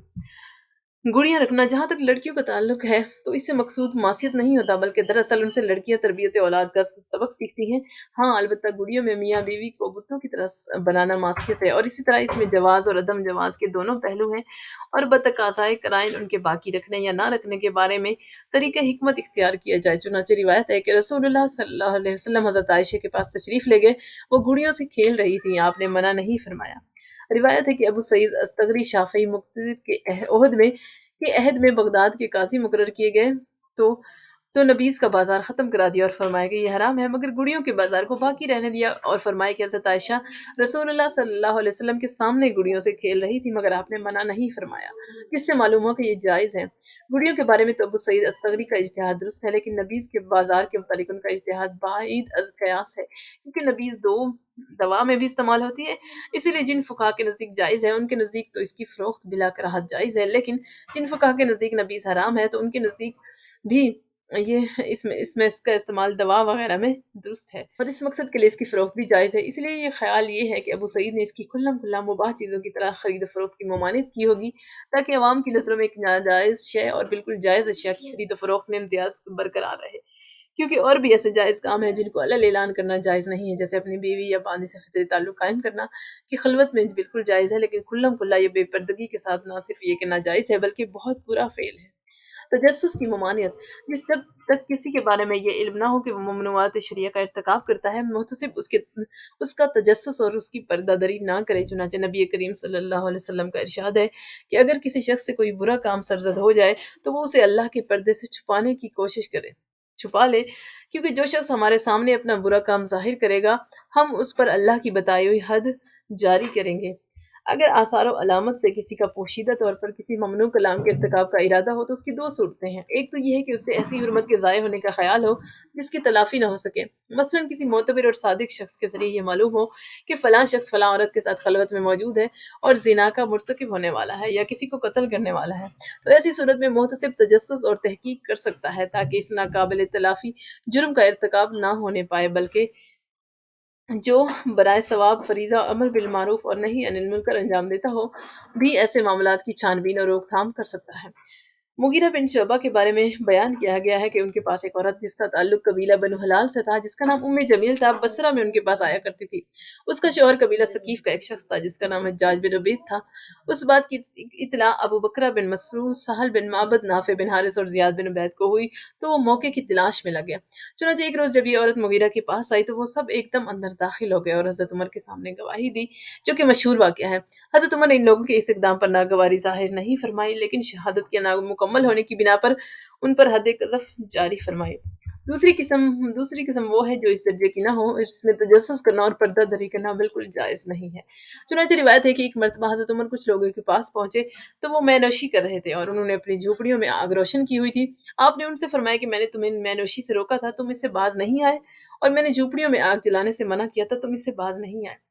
وہ بولے کہ اے امیر المومنین، آپ کو اللہ نے تجسس کرنے اور بلا اجازت کسی کے گھر میں داخل ہونے سے منع فرمایا ہے، اور آپ نے تجسس بھی کیا اور بلا اجازت گھر میں بھی داخل ہوئے۔ اس پر حضرت عمر نے فرمایا کہ اچھا، وہ دونوں تصور وہ دونوں قصور اس کے عوض سمجھو۔ اگر کسی کے مکان سے لوگوں کی نامناسب شور کی آوازیں سننے میں آئے تو مجھ سے باہر سے ہی منع کر دے، اندر نہ داخل ہو، کیونکہ یہ امر منکر ظاہر ہے کہ اندر اس حالت میں تسبیح کرنا اس کی ذمہ داری نہیں ہے۔ غیر شرعی معاملات، اگر تو صاحب معاملہ کسی غیر شرعی معاملے پر متفق ہو جائے تو اگر وہ معاملہ بالاتفاق ممنوع ہو تو محتسب پر ان کو شرم دلانا اور روکنا واجب ہے، اور تادیب میں حرمت کی شدت ملحوظ رکھے۔ لیکن جن افعال کے جواز اور حرمت میں فقہائے کرام کا اختلاف ہو ان پر معترض نہ ہو، بلکہ جن افعال کی حرمت پر بہت ضعیف سا اختلاف ہو اور اس سے متفق علیہ حرام میں مبتلا ہونے کا خطرہ ہو، جیسے دست بدست سودے میں ایک جنس کے بدلے وہی جنس زائد لینا، اس میں بہت ضعیف اختلاف ہے، لیکن یہ ادھار معاملے میں بھی سود لینے کا ذریعہ بن سکتا ہے، جس کی حرمت پر فقہا کا اتفاق ہے۔ حسب بیان سابق، اس میں محتسب کو اعتراض کرنا اور نہ کرنا دونوں درست ہو سکتا ہے۔ عقد نکاح اگرچہ معاملات میں نہیں ہے لیکن ان کے قریب قریب ضرور ہے، بس اگر کوئی نکاح بالاتفاق فقہائے حرام ہو تو محتسب کو چاہے کہ ایسے نکاح سے روکے، لیکن اگر اختلاف ضعیف ہو لیکن اس سے متفق علیہ حرام کے ارتکاب کا اندیشہ ہو، جیسے متع، تو جو بعض اوقات زنا کو جائز سمجھنے کا ذریعہ بن جاتا ہے، جس کو روکنے کی بابت دو آراء ہیں، لہٰذا محتسب کو چاہے کہ ایسے معاملات میں تنبیہ کی بجائے ایسے معاملات کی ترغیب دے جو متفق علیہ ہوں۔ اب اشیاء میں ملاوٹ اور سکوں کا کھوٹ، فروخت ہونے والی اشیاء میں ملاوٹ اور سکوں میں کھوٹ کی آمیزش کا بھی تعلق معاملات سے ہی ہے۔ محتسب ان کا انسداد کرے اور حسب ضرورت تادیب کرے۔ چنانچہ فرمان نبوت ہے کہ دھوکہ دینے والا ہم میں سے نہیں ہے۔ اگر یہ فریب دہی خریدار کے حق میں نقصان دہ ہو لیکن اسے علم نہ ہو سکے تو اس ملاوٹ کا گناہ بہت شدید اور اس کی حرمت بہت سخت ہے، اور ایسے مجرم کو سخت سزا دی جائے، اور اگر اس ملاوٹ کا خریدار کو علم ہو تو اس ملاوٹ کا گناہ کم ہو جاتا ہے اور اس صورت میں نرمی سے روکا جائے، مگر خریدار کے بارے میں معلوم کیا جائے، اگر وہ بھی فروخت ہی کرنے کے لیے خریدتا ہے تو بائع کے ساتھ ساتھ وہ بھی مجرم ہے، کیونکہ ہو سکتا ہے کہ وہ ایسے شخص کو فروخت کرے جو اس خرابی سے ناواقف ہو، لیکن اگر اس نے اپنے استعمال کے لیے خریدا ہو تو وہ مجرم نہیں ہے، اور اس صورت میں صرف بائع یعنی فروخت کنندہ کو تنبیہ کی جائے، اور یہی حکم سکوں میں کھوٹ ملانے کا بھی ہے۔ بعض لوگ جانوروں کی فروخت سے پہلے ان کا دودھ دھونا چھوڑ دیتے ہیں تاکہ ان کے تھن بڑھے ہوئے نظر آئیں، یہ بھی فریب دہی ہے اور اسے روکنا چاہیے۔ محتسب کا اہم فریضہ یہ ہے کہ ناپ تول میں اور پیمائش میں کمی کا مکمل انسداد کرے۔ خدا تعالیٰ نے اس پر سخت وعید فرمائی ہے، اس پر سخت سزا سب کے سامنے دی جائے۔ اگر کسی کے بانٹ اور پیمانوں کے کم ہونے کا شبہ ہو تو اس کو جانچ کر دیکھے اور مہر شدہ بانٹوں اور پیمانوں سے ملائے، اور سب کو حکم دیا جائے کہ اس پیمائش کے مطابق ناپ تول کرے۔ اس کے بعد اگر کوئی غیر مہر شدہ کے ساتھ معاملات کرتا ہوا پایا جائے اور وہ وزن میں کم ہو تو اس کو دو جرائم کی سزا دی جائے، ایک غیر مہر شدہ اوزان کو استعمال کرنے کی اور دوسرے کم تولنے یا کم ناپنے کی۔ پہلے جرم کی سزا بحق سرکار متصور ہوگی اور دوسرے جرم کی سزا بحق شریعت متصور ہوگی، اور اگر کمی نہ ہو، صرف سرکاری پیمانوں کی ہیرا پھیری کی ہو تو صرف بحق سرکار ہی سزا دی جائے گی۔ اگر کوئی شخص سرکاری مہر شدہ کی طرح کے جیلی اوزان اور پیمانے بنائے تو وہ جیلی درہم اور دینار بنانے والے کی طرح مجرم ہے۔ اگر یہ اوزان کم بھی ہو تو مجرم دو حیثیتوں سے ہے، اس سزا کا مستحق ہے، ایک بحق سرکار جیل سازی کا اور دوسرے بحق شریعت اوزان میں کمی کرنے کا، اور یہ سزا پہلی سزا سے زیادہ سخت ہونی چاہیے، اور اگر جیل سازی کی ہو لیکن اوزان میں کمی نہ ہو تو بحق سرکار سزا دی جائے۔ کسی شہر میں کاروبار کی ترقی کی بنا پر ضرورت ہو کہ اوزان اور سکوں کے پرکھنے والے مقرر کیے جائیں تو محتسب خود اس کام کے لیے امانت دار افراد کو متعین کرے اور گنجائش کے مطابق بیت المال سے ان کی تنخواہیں مقرر کی جائیں، ورنہ ان کی اجرت متعین کر دی جائے تاکہ کمی بیشی نہ ہو، کیونکہ کمی بیشی کی صورت میں ان کو کم تولنے اور کم ناپنے کی رغبت ہوگی۔ پہلے حکام ان لوگوں کا خاص اہتمام کرتے تھے اور ان کے ناموں کا رجسٹروں میں اندراج کر لیتے تھے تاکہ اصل کارکن اور غیر معتبر لوگوں کا پتہ چل جائے، اور اگر ان میں سے کسی کے بارے میں یہ معلوم ہو کہ وہ ناپ تول میں کمی کرتا ہے یا زیادہ اجرت مانگتا ہے تو اس کو تادیبی سزا دے اور اسے کام سے ہٹا دے۔ دلالوں کے متعلق کا بھی یہی حکم ہے کہ ایماندار آدمی مقرر کیا جائے اور خائنوں کی روک تھام کی جائے، اور ان امور کا اولاً حکمرانوں کو بندوبست کرنا چاہیے اور بعد ازاں محتسب کو کرنا چاہیے۔ اب ناپ تول اور پیمائش کا معاملہ کیا ہے؟ زمینوں کی تقسیم اور پیمائش کے لیے محتسب کی بجائے قاضی مقرر کیا جائے، کیونکہ قاضی بعض اوقات یتیم اور نائب کے مال کا نائب ہوتا ہے۔ بازاروں اور محلوں میں محافظ سپاہیوں کا تعین پولیس افسران کے ذمہ ہے۔ اگر ناپ تول میں جھگڑا ہو تو محتسب کی کارروائی اس وقت درست ہوگی جبکہ طرفین کی جانب سے انکار اور تجا اور حد سے بڑا ہوا نہ ہو، اور اگر اس حد تک نوبت پہنچ جائے تو پھر قاضی فیصلہ کرے، اس لیے کہ احکام کا تعلق قاضی سے ہی ہے، لیکن تعدیب کا حق محتسب ہی کو ہے، مگر قاضی کا تعدیب کرنا بھی درست ہے۔ محتسب جن امور کو علی العموم روک سکتا ہے، وہ ان میں ایسے اوزان اور پیمانوں کا معاملہ بھی ہے جو اس شہر میں مروج نہ ہو، اگرچہ دوسری جگہ ان کا رواج ہو۔ اگر دو افراد ان سے آپس میں معاملہ کریں تو انہیں کرنے دیں، لیکن عام طور پر ان سے ناپ تول کی ممانعت کر دے۔ ممکن ہے کہ کوئی شخص ناواقفیت کی بنا پر ہی اس سے نقصان میں مبتلا ہو جائے۔ جن منکر امور کا تعلق محض لوگوں کے انفرادی حقوق سے ہوتا ہے، ان میں سے مثلاً یہ کہ کوئی شخص اپنے ہمسائے کی زمین کی حد میں اپنی تعمیر شروع کر دے یا اس کی دیوار پر اپنی چھت کی شہتیر رکھے، اس کا حکم یہ ہے کہ جب تک وہ استغاثہ نہ کرے محتسب کوئی دخل نہ دے، کیونکہ یہ اس ہمسائے کا اپنا حق ہے اور وہ اسے معاف بھی کر سکتا ہے اور مطالبہ کی بھی کر سکتا ہے۔ اور اگر استغاثہ کرے اور آپس میں منکر حقوق نہ ہوں تو محتسب اس کا انتظام کرے کہ زیادتی کرنے والے سے مظلوم کا حق دلائے، اور ضرورت ہو تو حسب حال تعدیب بھی کرے۔ منکر حقوق کا مقدمہ حاکم فیصلہ کرے،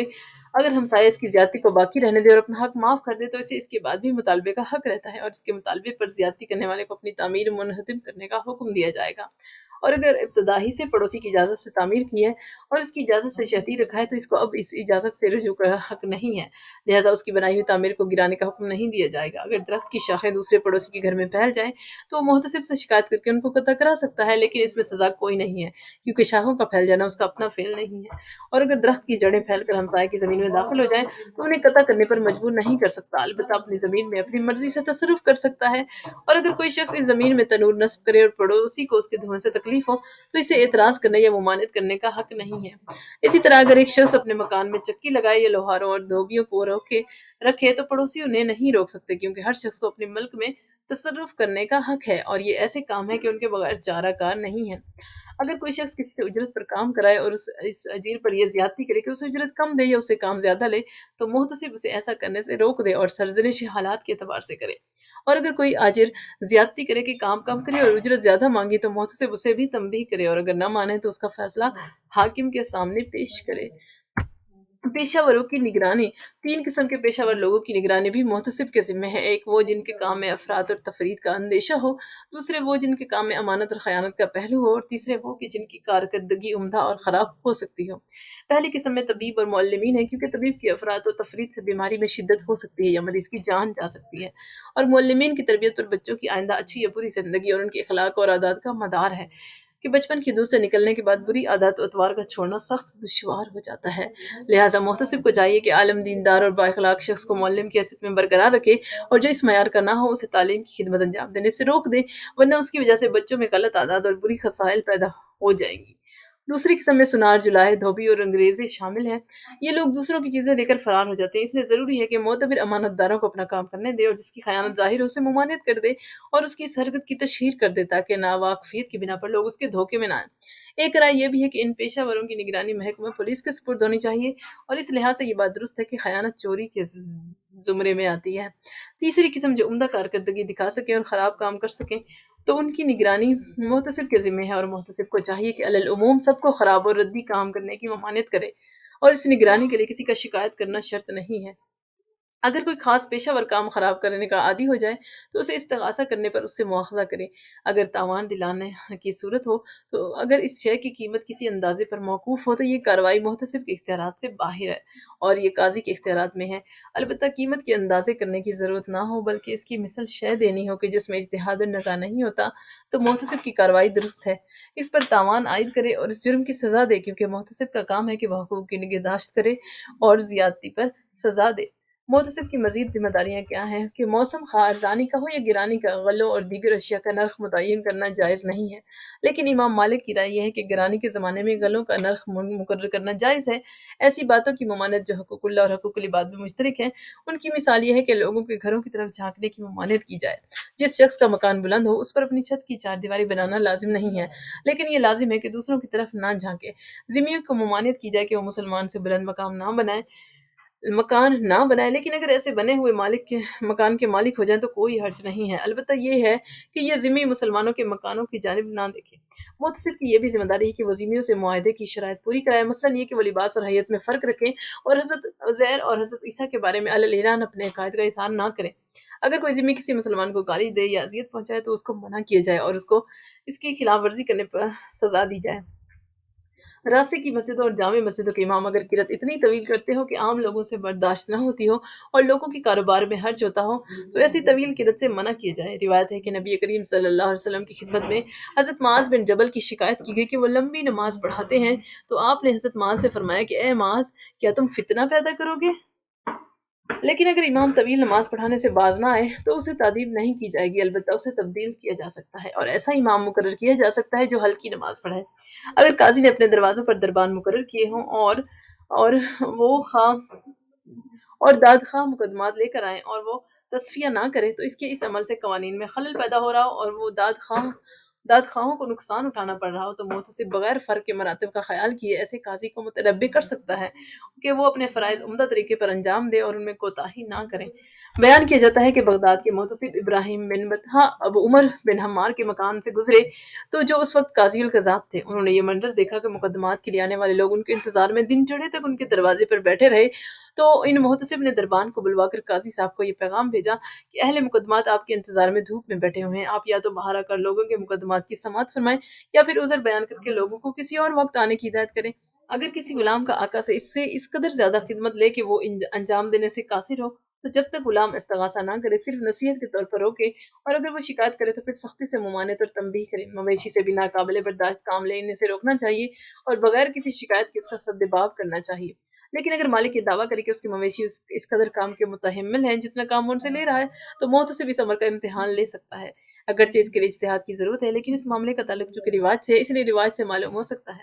نیز یہ کہ محتسب اس کو اجتہاد عرفی کی ممانعت نہیں ہے بلکہ اجتہاد شرعی کی ممانعت ہے۔ اگر غلام کو شکایت ہو کہ اس کا آقا اسے کھانا اور کپڑا نہیں دیتا تو محتسب آقا سے باز پرس کر کے اسے دینے کی ہدایت کرے، لیکن اگر غلام کی شکایت یہ ہو کہ آقا اسے کھانا کپڑا کم دیتا ہے تو یہ مسئلہ محتسب کے دائرہ اختیار سے باہر کا ہے، کیونکہ مقدار کے تعین کے لیے شرعی اجتہاد کی ضرورت ہے۔ اسی لیے کہ متعلقاً دینا تو منصوص ہے مگر کسی خاص مقدار کا تعین منصوص نہیں ہے۔ ملاحوں کو کشتیوں میں اتنا سامان لادنے اور مسافر سوار کرنے کی ممانعت کی جائے جس سے کشتی ڈوب جانے کا اندیشہ ہو، اسی طرح طوفانی ہوا میں بھی کشتی لانے کی اجازت نہ دی جائے۔ کشتی میں اگر مرد اور عورتیں دونوں سوار ہو تو درمیان میں پردہ ڈلوا دیا جائے اور وسعت ہونے کی صورت میں عورتوں کے لیے ضروریات کی جگہ بھی بنوا دی جائے۔ اگر عام بازار میں کوئی دکاندار ایسا ہو جو صرف عورتوں سے معاملہ کرتا ہو تو محتسب تحقیق کرے، اگر نیک چلانا تو اس کو معاملہ کرنے دے اور اگر اچھے کردار کا مالک نہ ہو تو اسے سرزنش کرے اور ان سے معاملہ کرنے کی ممانعت کر دے، اور ایک رائے کے مطابق ایسے دکاندار کو عورتوں سے خرید و فروخت کی ممانعت محتسب کرے اور اسے سزا محکمہ پولیس دے، اس لیے اس کا فعل یہ زنا کے قوابح میں سے ہے۔ راستے میں اگر ایسی دکانیں ہوں جن سے گزرنے والے کو تکلیف پہنچتی ہو تو محتسب انہیں دکانوں کو ہٹوا دے، اور یہ اقدام استغاثہ پر موقوف نہیں ہے، لیکن امام ابو حنیفہ کی رائے یہ ہے کہ استغاثہ پر موقوف ہے۔ محتسب کو چاہیے کہ